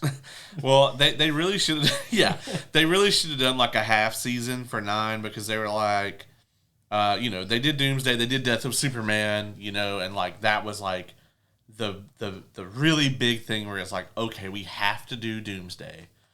And they really didn't, because like you said, that's the crux of the prequel is you can't do the thing. So like Doomsday like went to sleep or whatever, and someday, wink wink, nod nod, he will show up and kill Superman, but not today. Not today. Today is not that day. And they were like, well, what if we did another Zod season? And don't get me wrong, like I actually think the second Zod season wasn't James Marsters Zod? Yeah, I love James Marsters. Yeah, like the second Zod, it was better. Like the Zod, part 2, was better than the first. But like, wrap that shit up. Do half a season of that if you got to do it, and then spend the last half wrapping it up. Instead, they gave us that awful season 10 that was like a giant filler nothing burger. Well, that was also, I feel like the theme of shows during that time period. Yeah. They wanted 24 episodes instead of doing 10 really good episodes. Yep. Yeah. And so they did that, I think, just to keep the paychecks coming in and to feel that out, which kind of took away from a lot of its magic, and it makes things water down. And I think now people appreciate that. Give me all of the cool. Yes. I don't need necessarily, I don't need a beach episode. Well, TV has changed a lot, right? So like, back in the day, like CW comes to you and this is something from that Talkville podcast too. They spent a month shooting the pilot for Smallville, which is why it looks so good for something that came out in 2001. After that though, they have 10 episodes or 10 days to turn an episode around. So it's like I think they have I think they said 2 days of what they call reset, where all the sets and everything get moved in and out of the sound stages and studios and all that, location changes and things like that. So that's all like crew work. And then they have 10 days to turn around an episode, and then they do another reset, and then they do it again. So it's like, yeah, the pilot was such a well thought out and much better thing because they had a month to shoot it. Versus, okay, well, now we're on the grind. But back then, you shoot a pilot, you turn your script in, they go, okay, we'll finance a pilot. You shoot a pilot, they go, okay, we'll give you a season order. And then CW goes, well, we want 22 episodes. And then you have to go make that. Whereas now, Netflix goes, okay, make the thing. How many episodes do you think it's going to be? Oh, 9? Okay, cool. Yeah. So that is one benefit to streaming now, is you don't have to slot everything into those like time periods where not every story needs 22 hours. As a matter of fact, very few do not. I think we're ready now to do some moseying. So, homies, if you are still here, you have a few minutes to take a pause break or to go and do something else if you don't want spoilers, because we're gonna mosey on and we're gonna have some other discussions here really quick. But then we're going to rematerialize even at the spoiler-filled door where all things spoilered will be discussed. So I want to talk about something that's actually in line with the movie we just watched. Something that sounds like parody, something that I thought was parody, but is actually reality. Because sometimes life is funnier than fiction, and that is people are good friends who like the MAGA stuff. They are upset about Superman, this movie, having ties to immigrants, and it's kind of a storytelling structure that supports immigrants in this country. What's really funny is Fox News ran a segment about how this movie has like a pro-immigrant message and like how that's awful. And like how, we don't go to the theater to be preached to, blah, blah. And it was so similar to the actual segment with Lex. Yeah. And that's what I said. Like, it felt like parody. Yeah. But it wasn't. But it wasn't. Yeah. Yeah. And for me, it's like this, right? It's like Superman came out in 1938. Jerry Siegel and Joe Shuster, two Jewish men who immigrated to America. Superman's been around for 87 years. If you haven't caught on yet that his story has always been about being an immigrant, then you either haven't been paying attention or you never cared until now. All of a sudden, this is your opportunity to present this as a talking point. It's probably that one because, I mean, why would they do research? That's true. Well, it's like people that are being like, "Oh man, X-Men is woke." Yeah. Yeah. Yeah, dog. Like y'all were the villains in X-Men the whole time. Yeah. Magneto was right. Yeah. Yeah. I mean, there's a reason that like Magneto was like written as like kind of the villain of that series, and then like over time he just kind of resonates more and more with people to the point that in like 97 he's basically just an anti-hero now. Like, he's not even a villain in that shit. So Magneto, I always kind of look at him as like, at the beginning, yeah, he is a villain, but it's also kind of like a child, like you don't understand. Children are villains. Yeah, you don't understand how things are, like you're a little bit like, you got the rose-colored glasses on. Life is amazing. Life is great. I get to go outside and ride my bike, and life is great. And then the older you get, the more you start to see, like, oh, my parents are kind of, like, struggling a little bit. What are bills? And then you get your own little things where I have to take a test. And, real life starts to hit you a little bit more, and suddenly riding your bike isn't as cool as it used to be. And then that's kind of the way that it was for Magneto, is, like, over time, your rose-colored glasses are going away, and you're seeing life for what it really is. I think whether you consider, like, whether you feel like he's a villain or not really depends on at what point in time you check in with Magneto. Because, like, you see him as a little kid, you're like, he's a fucking Holocaust victim. Mm-hmm. Yeah, obviously you're going to feel some empathy for that character. And then you go to, like, him at probably, like, 20, where you're like, oh no, And then... Rented Injustice Mission. Yeah. Yeah, instead of like riding my bike, it's like, oh, I can go out here and destroy cities. Yeah, well, it's like you go from him as like a little kid, in a concentration camp, like, oh no, this is not a villain, this is a victim, and then you fast forward to him being like, why not just kill all humans? Yeah. And then you're like, I think, maybe not. It's like maybe I missed something here. Can I rewind? There's a song that I really love. It's called "Villains Aren't Born, They're Made," and I always think of like Magneto and that because like. I think, and with a lot of villains in general, I don't think that they would be the way that they are unless they had a lot of the things that happened to them happen. And so the reason that they're reacting the way that they are is because of their past. And while some people, they can do that and kind of like go through things, and they're not going to go around and kill everybody. Other people, you know. Yeah, I've always argued that the only difference between the hero and the villain is how they react to the thing that makes them that. So we see.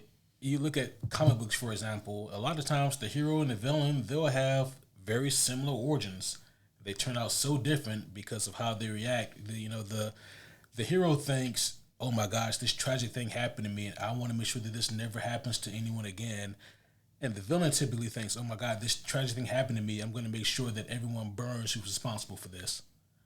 And so it's like their reaction to the trauma that happens to them is kind of what eventually defines them as the either quote unquote hero or villain. Yeah. I don't remember what it's from, but either you die a hero or you live long enough to see yourself become the villain. What is that? That's Nolan. That's Dark Knight. Yeah, Dark Knight.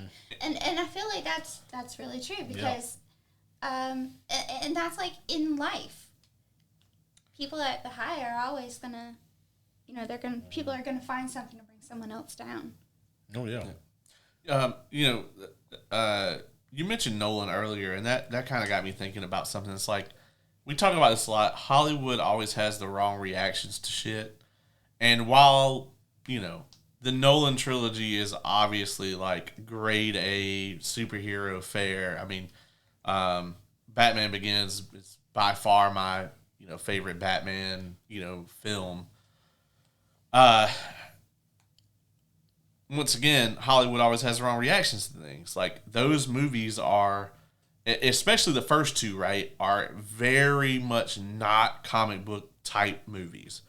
They're very grounded and gritty, and they're very much like what if we took this comic book character and stuck him in like a realistic version of like a Gotham City?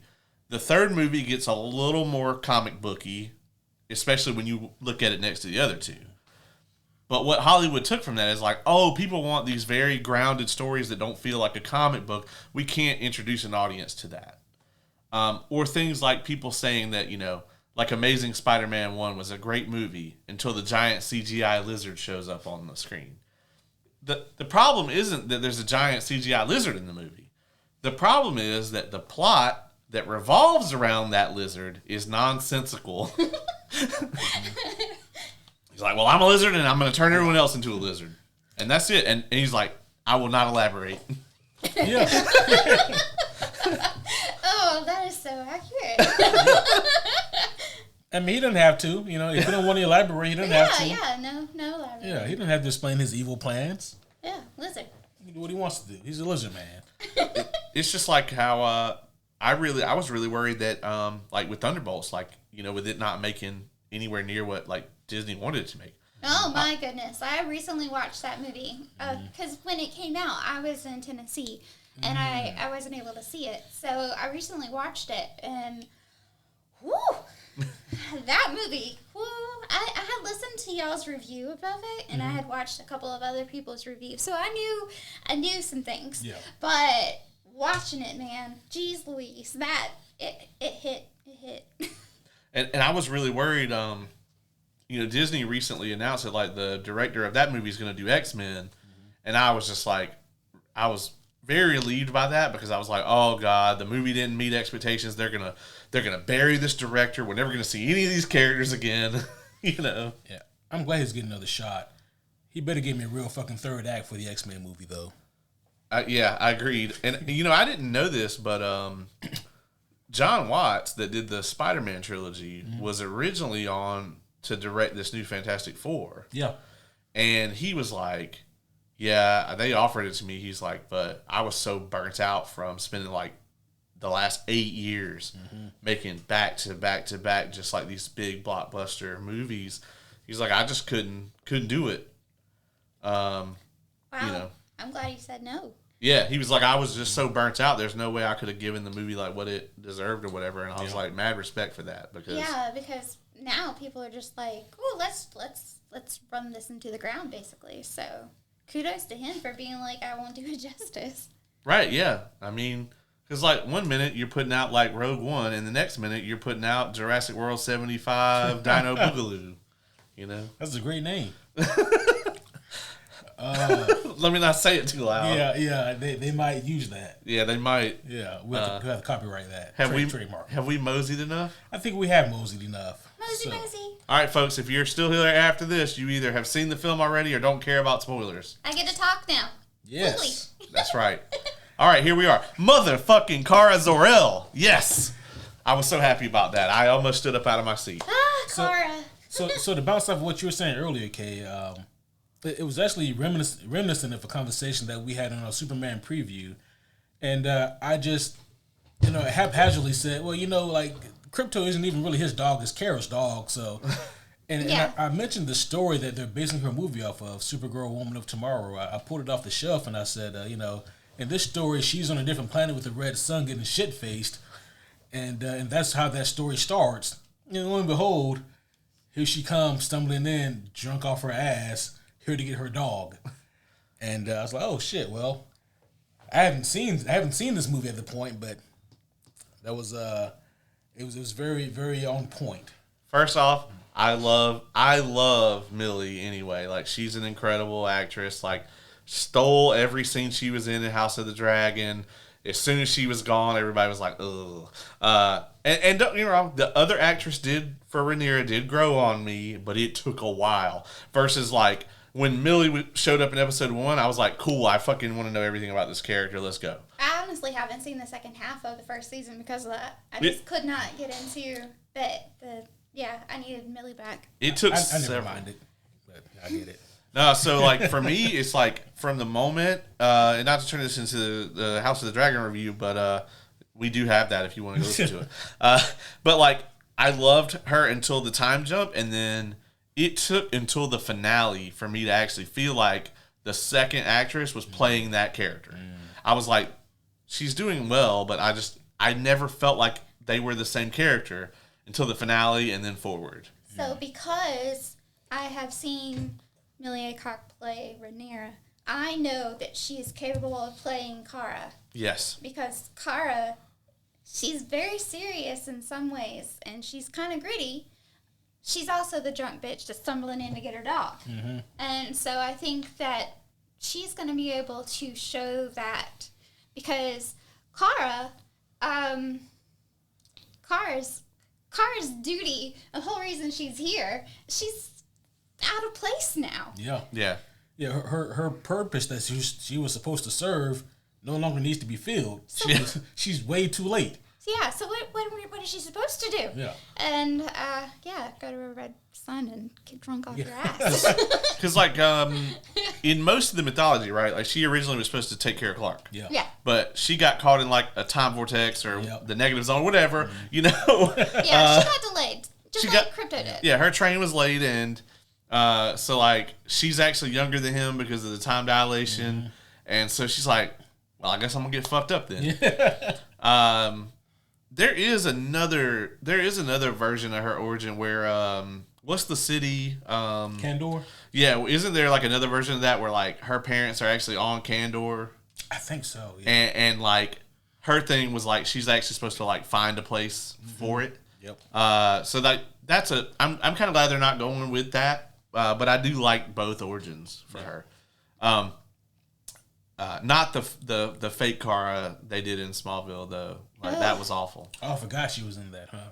Yeah. Well, no. So like Laura, is it Vanderhorst? Mm-hmm. Mm-hmm. She was great. I mean, like they originally did a Kara that wasn't real. Yeah. That was just like telling Clark she was Kara, and she wasn't. And she wasn't. So weird. How did she know about Kara then? Because Jor-El like basically like brainwashed her to try to manipulate Clark. Oh, okay. And be like, just show up and like, I'm from Krypton. And actually, that was Adrienne Palicki that's in Agents of S.H.I.E.L.D. It played her in that in Smallville. It was weird. Smallville did some weird things. They made weird choices.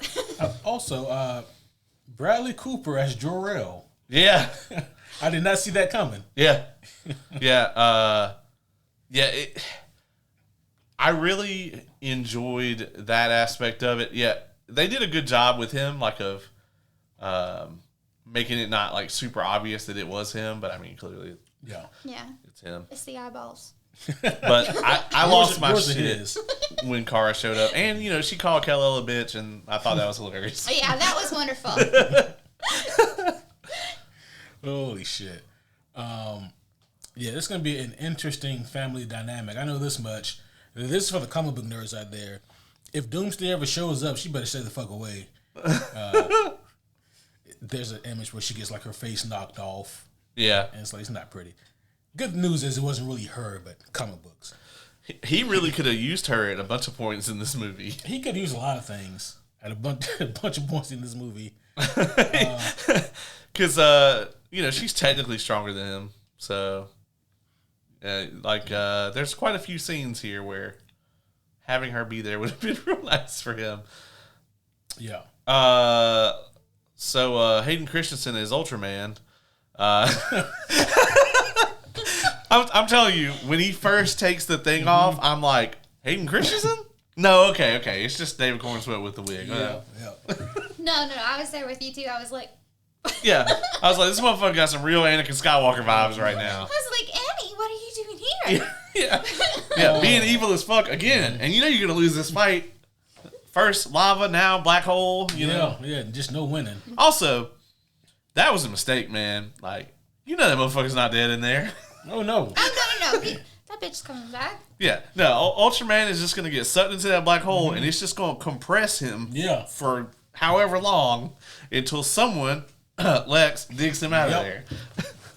Yeah, he'll really show up looking like Bizarro, That's actually probably what they'll do. Yeah. That's probably how they'll Bizarro. I'm holding on to my Bizarro Ultraman theory until it comes true. I mean, it would make sense. It's a layup at this point. You know? I liked the way they went with Ultraman. I mean, they gave it away at the fortress. Like, if you had any doubt, because it's like, how else are you gonna get in there? Because as soon as we saw that, okay, this version of the Fortress of Solitude is activated by DNA, not by a giant heavy ass key. Yeah. So as soon as you saw there was no heavy, which I'm surprised James Gunn didn't do a giant heavy ass key. Maybe he'll change it now. Yeah, because the DNA, they know that's right. They have an end. So, I mean, Ultraman could have got in there too, though. That's true. But then that really would have been like, how did he pick that up? How strong is he? So something else we forgot that I forgot to mention, I should say, and I'm still processing how I feel, but so far I'm just kind of meh on it. Gotta be honest, man. Ma and Pa Kent, I'm just, they didn't really do a whole lot for me in this movie. I think so. Ma Kent is definitely more played for laughs than anything else. And I think there's layers to that, right? Like, after, season after season of Annette O'Toole, right? That's hard. And I don't know the name of the actress that played Martha in the Snyderverse, but she also was that same sort of, like, very, like, loving and caring, like, maternal, Martha Kent. Until fucking Zack Snyder ruined her name forever. But you mean your mama's name is also Martha? Fuck. That's not the point of that scene. I know it digs at you. Most people don't understand the point of that scene, but it's not. I do understand it, and I still hate it. Yeah. So well, I get it, and it's like, I don't see what the big deal is, but we can move on. I think it's the way it's shot. I think it's just silly the way that they shot it, to me. All right, so we can move on. Yeah, okay. But anyway, but yeah, after seeing, there's so much subculture with like that kind of Martha Kent, and then you get this one that's very much like played mostly for laughs. It is jarring, but I will say on the Jonathan Kent part, if you yeet a child into like middle of nowhere Kansas, you're probably going to end up with this guy and not John Schneider. Just realistically. I mean, okay. So as a country bumpkin, how I knew people like them. Yeah. So the fact that they are his parents, it didn't bother me any. I do think that they could have expanded a little bit on them, made them a little bit more than just country bumpkins that talk to the coffee table. That would have helped. That was hilarious though, because I have seen my mother do that. So it was also like, been there. It's like, for me, the bridge that was missing is I don't see how they raised him to be that. I think what you needed to, when they're outside and he's talking to Jonathan, that's how they raised that. Yeah, that's the scene for me. Yeah, that was, and again, like it's not fair, but it was only one scene, and the way that it came off to me was like, it didn't feel like something like a conversation that they had plenty times before. It felt more like, this is something I should have told you, son, about how I feel about you. Well, I think the movie kind of leaves us to interpret that maybe he was pretty hard on Clark. It just is, I mean, most versions of Jonathan Kent are, very like, kind of traditional and like kind of very hard on Clark. And I didn't really get the opinion this is like maybe this is the first time his dad ever said he was proud of him or whatever. But to me, it came across as like a reassurance thing to him, where it's like, it doesn't matter at all what's on that recording. Like, you are the son that I raised, and you've made me extremely proud. So you can't be this person that your birth parents wanted you to be. And that's how it came across to me, and I thought that scene was incredible. I would have loved to have seen more from Jonathan. Yeah. Which is the opposite of how I felt in Man of Steel. I was like, get this person off my screen immediately. Well, they did. Yeah. I was like, is that a tornado? Oh, okay. Well, it is in Kansas. Yeah, they didn't really hit for me. I don't know. Maybe they do a sequel and they kill John. Maybe then, like, I don't know. I mean, obviously, like, the finale of the movie is where they really hit to me, because it's like that moment was so powerful. You like, see how he was like holding on to something that he didn't know, and then at the end you get to see how he's holding on to stuff that he does know. Yeah, and it feels like he listened to Jonathan. And yeah, that part I dug. I really like that. Because like the finale of the movie isn't him beating Ultraman in the fight. Right. That's the obstacle. The finale is the culmination of his character arc in this movie, which is, how do I go from being this, fish out of water that, is really looking to like my Kryptonian heritage and trying to make sense of all that and like, who am I, to the culmination of the arc here, which is, I am Clark Kent. This is who I am. And, me being from Krypton is part of me, but it doesn't define me. And that is the thing that I think so much Superman media has always missed out on, except for maybe like the Richard Donner Superman, And I mean, the Richard Donner Superman, to that point, there was no interaction really with his parents. Yeah. It's like, and he was raised by these nice people in Kansas, and then his dad died, and he's in Metropolis now. You get that one scene with his mom, and you're like, this is a nothing throwaway scene. Yeah. We haven't talked about the engineer, Angela. This was interesting. I didn't mind this role, but it also, to me, is just kind of, this role is more plot than anything. Yeah, it was interesting. Like, I thought that it turned out to be more than what it was with her. She is in DC Comics. Technically, it was a Wildstorm comic book, but Wildstorm got bought out by DC. And it's in a book called The Authority. It's one of these behind me. You guys can't see it. There it Oh, is. absolute authority. Yeah, there we go. But that's where she comes from, and she's a good person. I've read book 1 out. Admittedly, I haven't read book 2, but unless she makes like a wild heel turn, I've never seen her as a bad guy. But I could tell by the trailers that she was going to be, obviously a villain. I just thought that maybe there'd be something else, like maybe Clark would get through to her. Well, I mean, they have the setup for it. Yeah. And I think a couple years ago, I think they announced that they are doing like an Authority, either TV show or movie. They've been quiet on that, but I do remember hearing James Gunn and Peter Safran say something to that extent. So Clark beat the brakes off of her. Oh, yeah. When he started spinning and like smacking her on the ground every time he would spin, I was like, and he just kept doing it. I was like, bro, I've seen that in like a video game. yeah, I was like, this is like where you give up. Yeah. If you're alive. Video game. Lex calling out the move. Oh, yeah. It totally was a video game. Let me tell you, to him. that A1 was super effective. It was. It really was.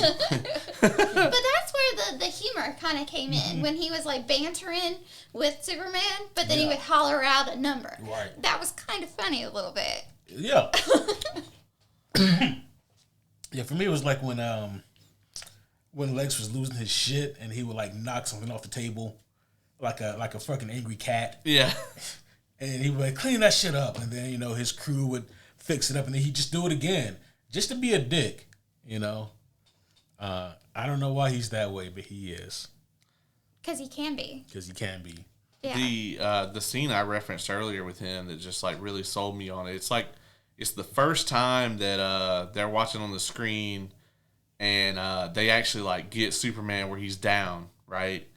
And like Lex thinks they're about to kill him, and he does this, like Nicholas Hoult does this thing where it's like his like mouth is like twitching, like he's like salivating over it, like if you were like on a starving desert island for a month and then I brought you like a medium rare T-bone.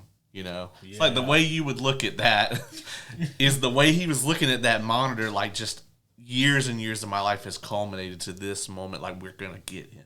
He had an erection for sure. Oh, yeah. No Blue Chew needed that night for Lex.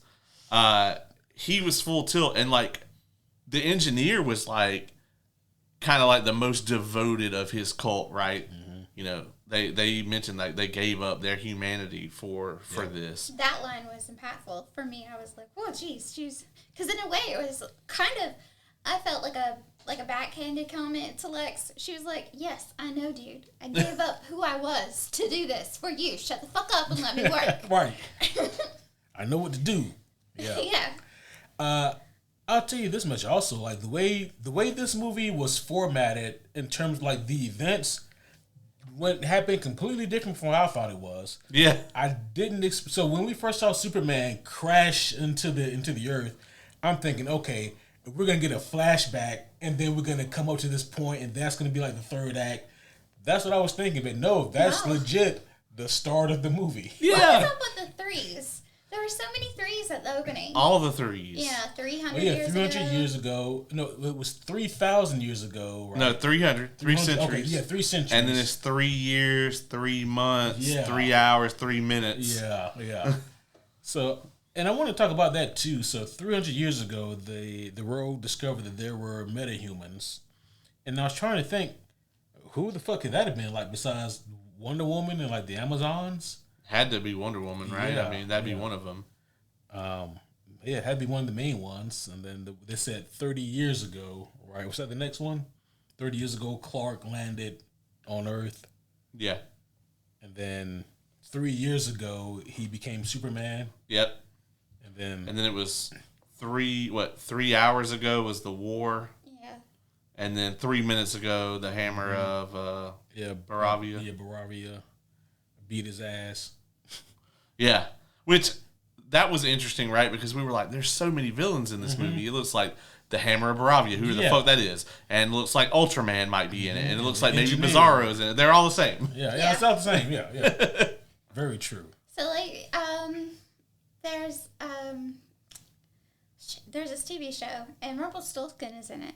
And so, like, every time that there's, like, this bad guy in a fairy tale or whatever, it always turns out to be Rumpelstiltskin. It's kind of like that. Yeah.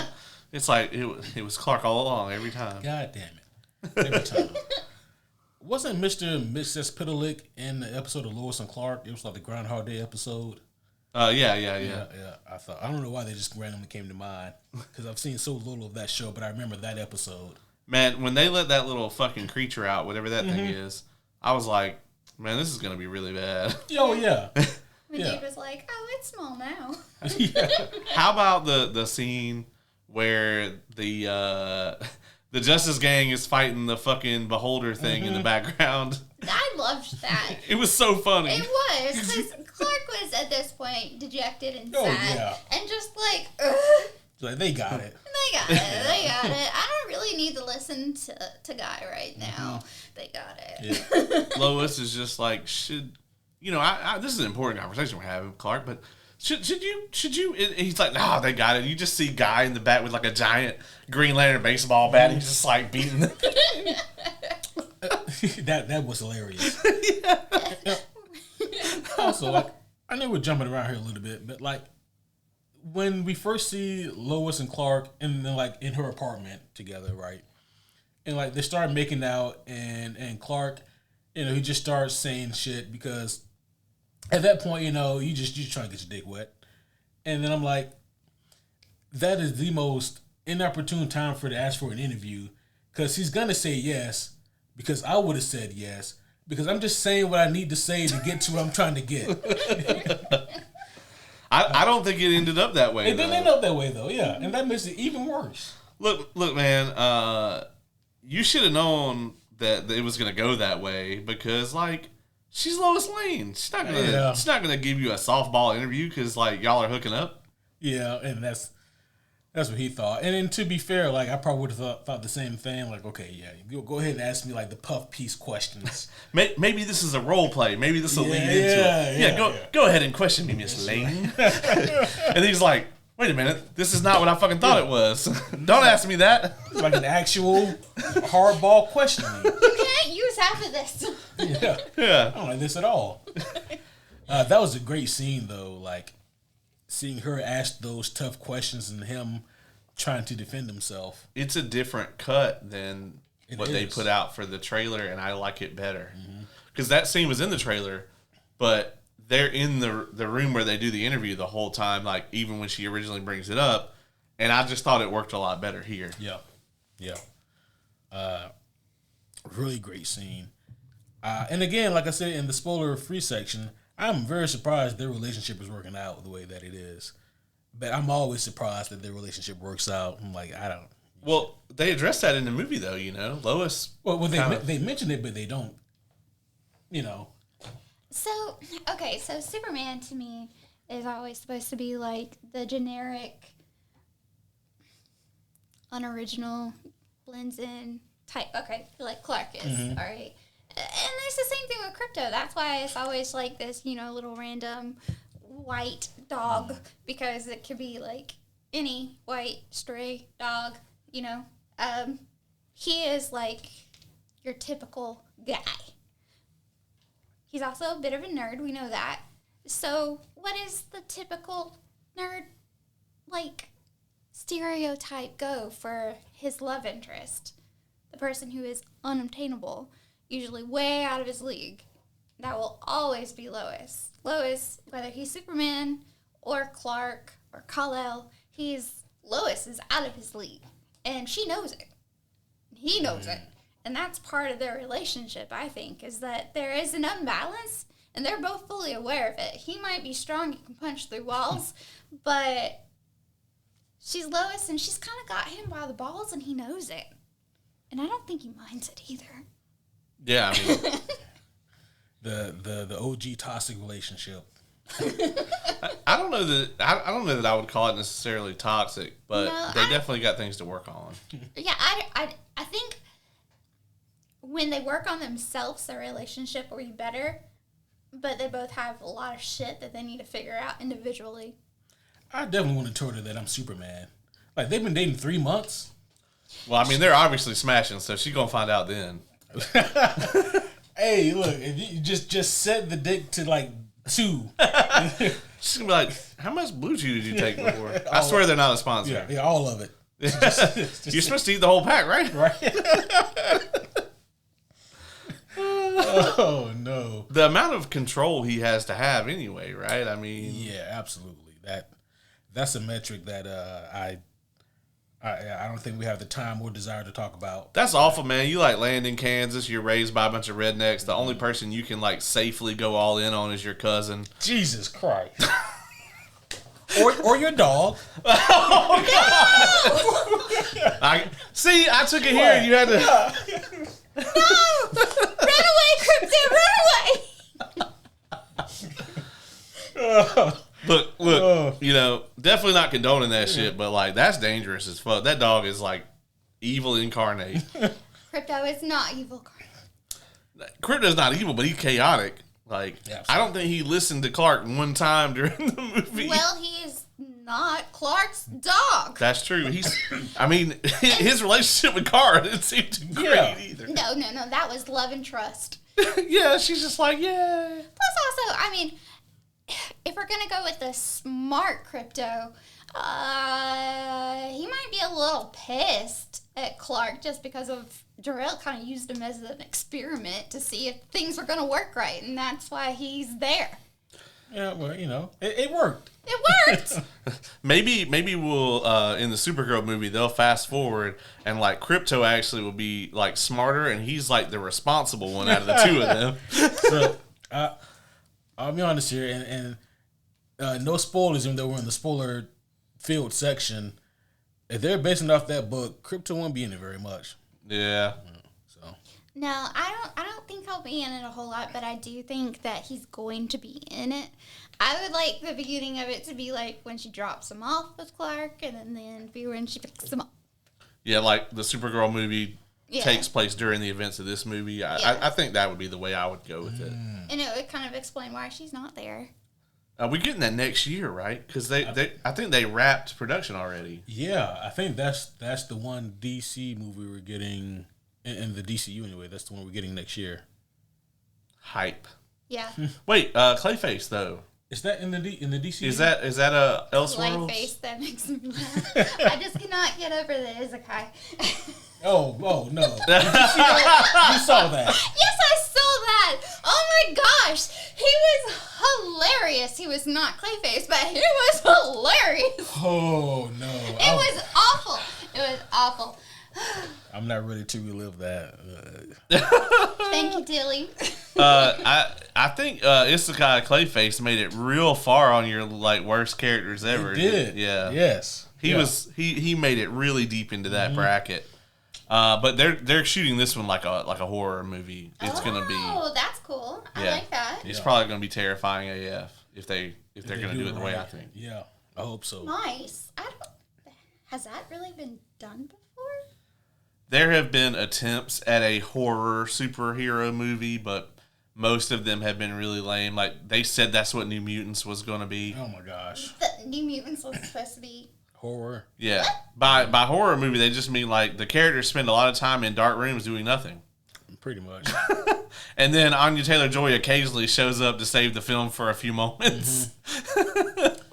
It's kind of what happened. And then, man, that was so disappointing. I really wanted New Mutants to be a good movie. Especially since it took like 12 years to come out or Yeah, whatever. they were like, man, because like it was a roller coaster of emotions. Like it's not gonna come out. Damn it, it's gonna come out. Yes, just over and over again, and then you finally get it, and it was that. This is random, but I hear the Blade movie is back on. No fucking way. Yeah, so it's the New Mutants. Oh no. You know, it's like, all right, we're gonna get it. No, we're not. Oh, we're almost done with it. No, never mind. We never shot anything. Like, Powerpuff Girls. oh no, we didn't want that to happen. that got really far. Like, Yeah, you can it did. find test footage of that. they like shot a pilot, and the entire world was like, no. It was Yeah, that was rough. I feel like watching the test pilot though would probably be really funny, and every time like they do something stupid, you take a shot. Oh, you know, God. like turning it into a drinking game of some sort. That would be hilarious. I would be up if we could find the whole pilot. I would be up to review it just cause. Just cause, yeah, just cause. Just to hate watch something, you know. I mean, we did 1994 Fantastic Four. You know, I mean, that's unreleased. That's true, yeah. And it wasn't the worst of those movies, which is astounding. Some people on the show on the podcast ranked it as as the best. You know, so who did that? Was that you? No, I was it? It was 2 for me, but I think Dilly had it at 1. It might have been Dylan. Yeah. And you were like, if you're gonna watch it with friends, it's number 1. It's number 1. If you're watching it by yourself, watch the 2005. Yeah. I do love how some movies are like that, though. Oh, yeah. It really depends on like your environment and who you're with. Like the first time I saw King Kong, I fucking hated it. Wait, which one? The one that had Jack Black in it. Oh, okay, yeah. Yeah, I was on a terrible date. Is that Skull Island? Yeah. Oh, that's the one that Peter Jackson did, right? It's the one so. before. Or I don't know. Skull Island is like the current King Kong, right? Skull Island. That's the one with the Captain Marvel. Yeah. So it's the one before that, right? Yeah, the one that had Jack Black in this. Yeah. Okay. 2000s or whatever. Yeah. Yeah, I fucking hated it. I remember that movie was long. Yeah, it's way too long. It's way too long. But then, like, the second time I watched it with Oz. And it was so much better. Partly because of his commentary. So you watched it the first time. Who'd you watch that with? Random date. Okay. Yeah, his I name just was assumed that- Andrew, and he was an asshole. Well, shout out to you, Andrew, the asshole. When you said you went on the date, I was like, I think the movie came out in 2005. It was probably Oz, but it wasn't. No, it wasn't Timmy. I'm going to tell you now, Andy the Asshole sounds like a superhero that James Gunn would want to make a movie about. Yes. Peacemaker makes a cameo here. He did. That was great. Yeah. That was good. Peacemaker would be on fucking Fox News or whatever. And the shit he was saying was so hypocritical. Yeah. Isn't that just his character? It though? is. Yeah. And he's like, what do you say? He says something about like, yeah, man, the guy says he stands up for truth and justice and he won't even kill people. What's up with that? Yeah. Jesus Christ. On that note, I have to talk about this. All right. And you know, I know, you know, that you're a Zack Snyder guy. Oh boy, here we go. But it was really nice to see, like, what if Superman fought these things in Metropolis and actually gave a shit about the citizens of Metropolis? I really, really loved that aspect of this movie, that, like, whenever there was, like, a big fight or a monster or whatever, Superman not only has to fight the thing, because, yeah, Superman is fucking Superman. He can beat just about anything. But it's like, he has to beat him and make sure that he doesn't kill half of Metropolis in the process. He even saved a squirrel at one point. He did, and I loved that. That was unnecessary. It was wonderful. But also, like, he'd been doing this for 3 years, not 3 days. Yeah, in his defense. And also, he wasn't fighting fucking Zod either. Yeah, that's So, true. you know. That's true. But no, I also did notice that, and I like that as well. Like, he would, you know, try to save everyone. He even checked in. He couldn't save fucking Mally, though. Is that his name? Oh man, that scene was fucking dark, bro. I didn't think that was gonna happen. Me neither. Yeah. Me neither. And I think James Gunn knew that too. Like, even Lex was shocked. He was like, "Damn, 1 in 6." He's like, "I mean, I guess the odds, you know, I guess technically." And I love how Lex, as he's walking away in that scene, he's like, "Maybe I'll go find someone else who's close to you, like that reporter who's always interviewing you, that Clark Kent guy." Yeah, because we're all thinking, "Oh, Lois. you better not bring Lois here. She gonna kick you in the dick." But then he's like, "I'm gonna go get that Clark Kent motherfucker," and you're like, "Yeah, good luck finding him." Yeah. Oh, that was great. I like that they explained the glasses. Yep. Nice touch. And again, that's something that James Gunn would do. Of course, he would go with the hypno glasses. Yeah. It's just, to me, it's just the easiest thing that makes sense. You know, he has magic hypno glasses that keep you from realizing that's who he is, and that's it. No questions. Yeah, no questions asked. Yeah. It's just a simple fix. Fuck it. Yeah. What else did we get here? We got another Mighty Crabjoys sighting. Oh my gosh, yeah. And the actual song, didn't we? Yeah, we got an actual song from him this time. Jesus. Maybe they'll show up in person in Peacemaker Season 2. Oh my gosh. The song was written by James Gunn. I saw that on Oh, the wow. things growing up. It I was was like, really? Oh my gosh. it was not my favorite James Gunn number because I think he also wrote the song from the holiday special. Did he? And that shit was dope. Oh, that's great. That's great. For the moseying section, I almost had us rank the James Gunn movies. But there's one that I haven't seen. Not Slither, but there's one other he directed that I didn't see. And I think I've only seen his superhero fanfare, Brightburn included. So yeah. I mean, there's not a whole lot that like he just straight up directed. yeah, It's his superhero stuff. So like the four Guardian things, Superman, the Suicide Squad, Slither, and then whatever that other movie was, I forget.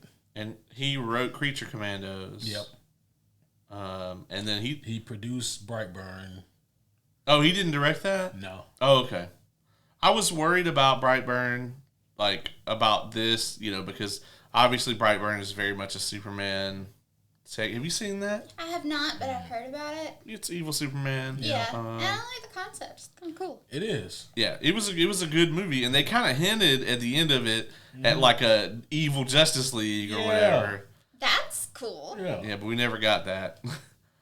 That Earth wouldn't make it very long Absolutely not. because like they don't have any heroes; they're just all villains. Yeah. I mean, isn't that sort of the boys?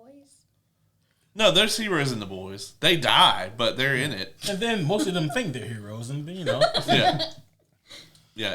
Anytime there is a legitimate hero, they usually end up biting it, or losing their powers or real bad.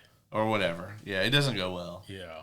But I mean, look, there's like somebody to fight you in that. But like in this planet, it was just regular humans and villains. Mm-hmm. That's it.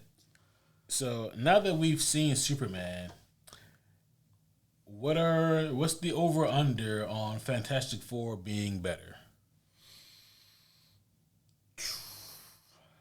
Better than Superman? Yeah. It's not gonna be. Oh. I'm with her. Not saying that I can't enjoy it, won't like it, whatever. It actually tonally feels like it's probably going to be the opposite. It feels like it's going to be a very ominous, kind of dark movie. Fantastic Four has the job of how can we get to Doomsday in 2 movies? It has to pull that weight. This movie didn't have that bearing down on it. Like, this movie has very much an Iron Man 1, like, yeah, we want you to be thirsty for more of this, but we don't have to, we can do what we want. We don't have to, pay off 24 other films and set up the next 9 and all that. Like, Fantastic Four, I feel like, just has so much riding on it. This movie did too, but in a different way. Yeah. And this movie's just so refreshing, man, in the midst of all the superhero fare that we get. It doesn't feel watered down. You don't feel like you've seen this movie before. Fantastic Four has 4 other attempts. And every single thing that they do in this movie that reminds us of anything in those other 4, whether we liked it or didn't, is going to feel rehashed in some way.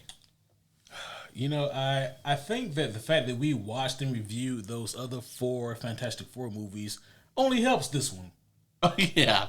Especially since we did Fan-Forcing last. Oh, my gosh, yeah. Because that's like a shot-by-shot, like, what not to do cautionary tale. In which, how irresponsible of me. I mean, when we watch...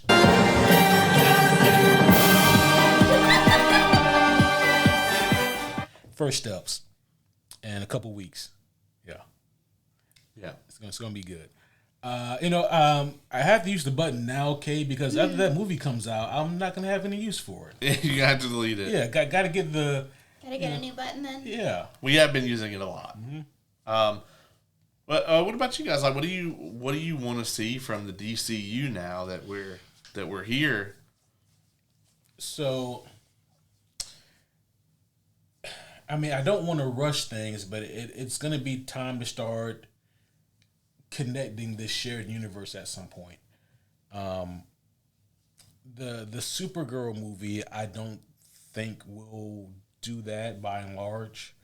I think it'll help the universe feel bigger, but in terms of like a connected, cohesive unit, I don't think that the movie's being built to do that. Same thing with Clayface. I didn't even know Clayface was part of the DCU.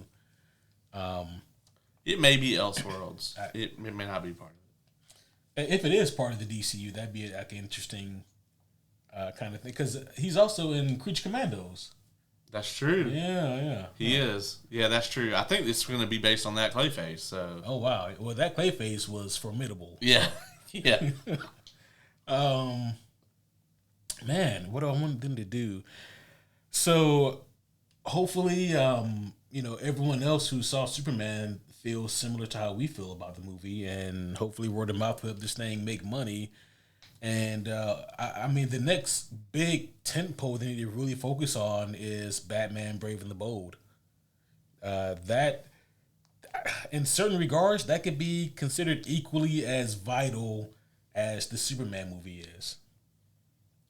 Yeah, if not more, because there's been way more like beloved versions of Batman than there has Superman.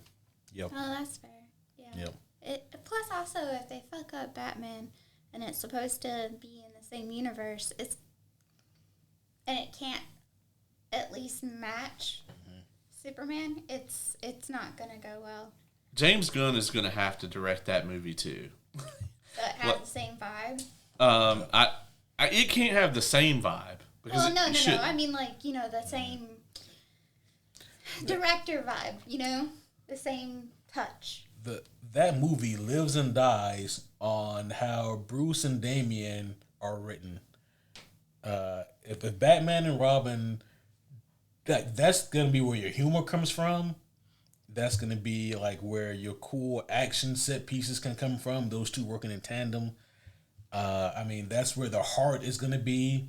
It damn near all depends on the dynamic between the dynamic duo.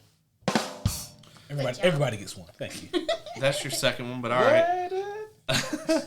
The first one was in the spoiler section, free section, I guess. This new section. New section. Yeah, okay. One for each section. Yeah. It's Testament rules. That's right. Okay. It's going to be tough for me because I have a predisposed hatred for Damian. But do you think that they'll do Son of Batman like will they go into will Ra's be the villain? Like will they go into Ra's, Talia, all of that, and do a Damian origin? It's never been done in live action. They could. Do you think it's time to revisit Ra's? Do you think it's been enough time?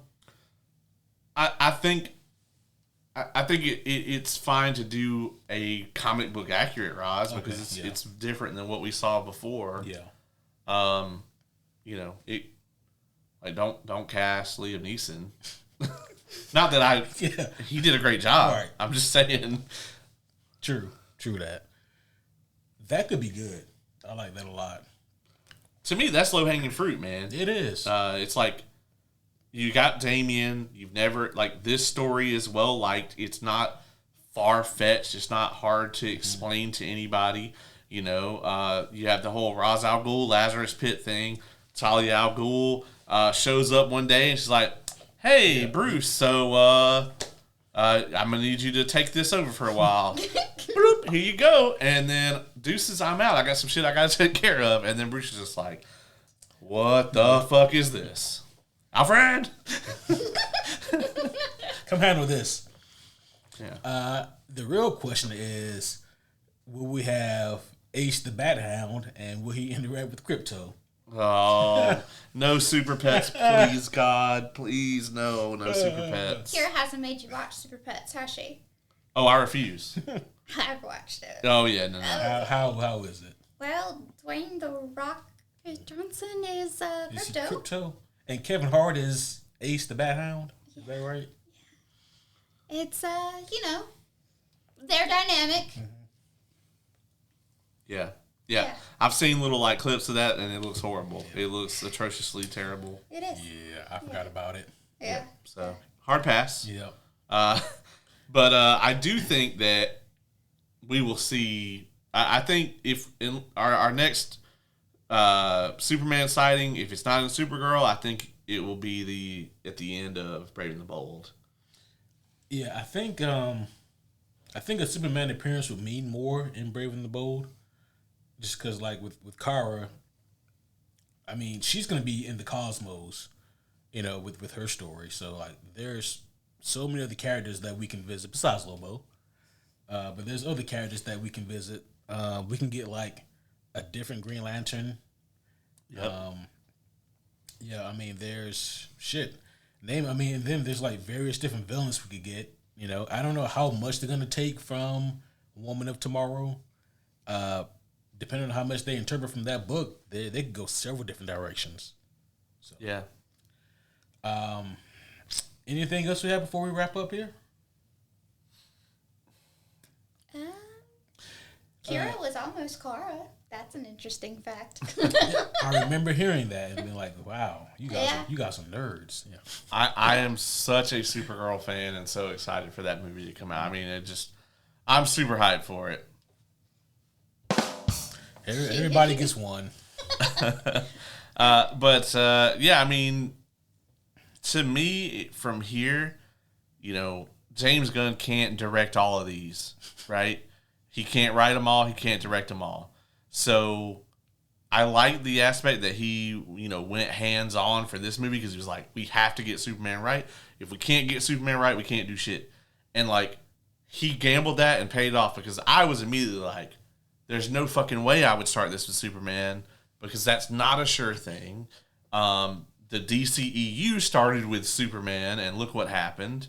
It was a disaster. Whether you love or hate, parts of it, or want to blame it on the studio or want to blame it on Zack Snyder. However, no matter what, the fact is the DCEU colossal failure. Is James Gunn going to be able to not only step in and direct and write things, but also to be Kevin Feige, for the DC universe? Is he going to let people go off and do whatever they want and make the Kathleen Kennedy mistake? How tight is he going to keep the universe? I hope that it's very, right? Because he has said that all shows, movies that don't have Elseworlds, all of that is, even video games going forward will all be tied in. So I hope that means that he wants to establish a continuity. It seems like, Rick Flag, we've seen him in 2 out of 2 of the DCU projects. It's going to be 3 out of 3 when Peacemaker comes out. Yeah, and that's the next thing we're getting, right? Yep. Season 2 Peacemaker. It'd be funny if Superman shows up at the end of that. He's like, "Hey man, I heard you talking shit about me on the news." Yeah, we get the same thing that flipped. Superman's on a talk show talking about Peacemaker. Yeah. I don't know why we let this crazy lunatic run around.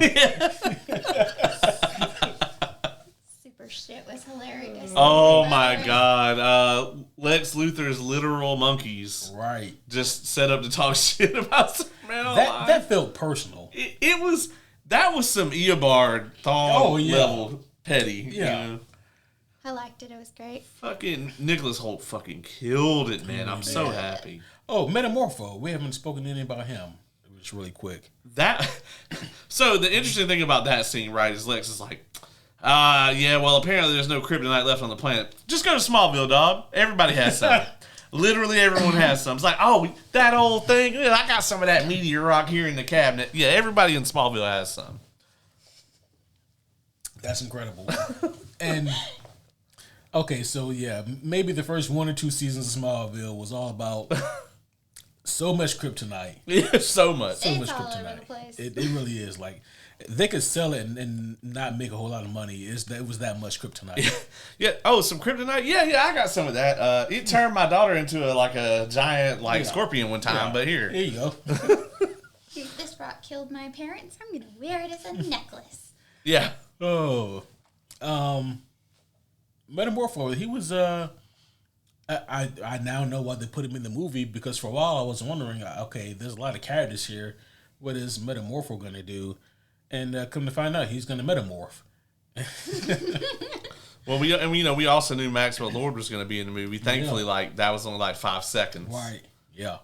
So we still really have to wait to see the other shoe drop with like the Justice Gang and like Maxwell Lord and their leader, and yeah. Obviously, they got the Hall of Justice set up, so they're setting up the seeds for Justice League. The other question too is like, there's currently no plans for Diana, so when are we going to get that? We have to get the Trinity. Agreed. I can only assume that James Gunn is working on something. Yeah. But I don't know, man. Like, where do you put Wonder Woman in all this? I think I would really like to, and maybe they won't because it's so new. But I think I'd like to see them go the Absolute route. Okay. With her. That could be interesting. I mean, maybe I just want to see, Wonder Woman with a big ass like anime sword, but in the Absolutes, she was raised by Cersei. And we saw Cersei in Creature Commandos. That's true. We did. Yeah, so they put a little spin on it. It's like, what is it? They wanted to hide her from Zeus, so Cersei raised her instead. Is that how they went with it? Something similar. I think like they wanted to kill off all the Amazons, but they got her. Yeah, something like that, and then Cersei raised her. It was something along those lines. So yeah, she wasn't actually raised on Themyscira. Yeah, and she has a giant anime sword. She does. Yeah. So that's awesome. Pretty cool. Yeah. Well, homies, we know that you guys are so excited for. That's the wrong button.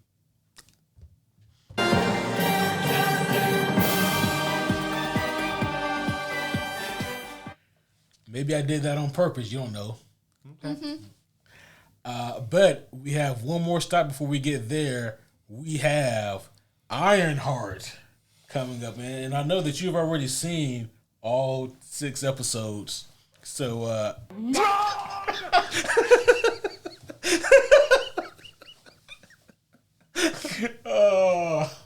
we need to replace that with A1. A1. Oh, wow. Yeah. That's yes, great. Please do. That is great. There's quite a few Nicholas Holt sound bites we could get that would have been Yeah. really good. I'm going to have to try to find that. It's going to take me a few weeks before they put that out. I'll be honest, I kind of thought he was going to hit it at one point, that he was going to do that. Yeah.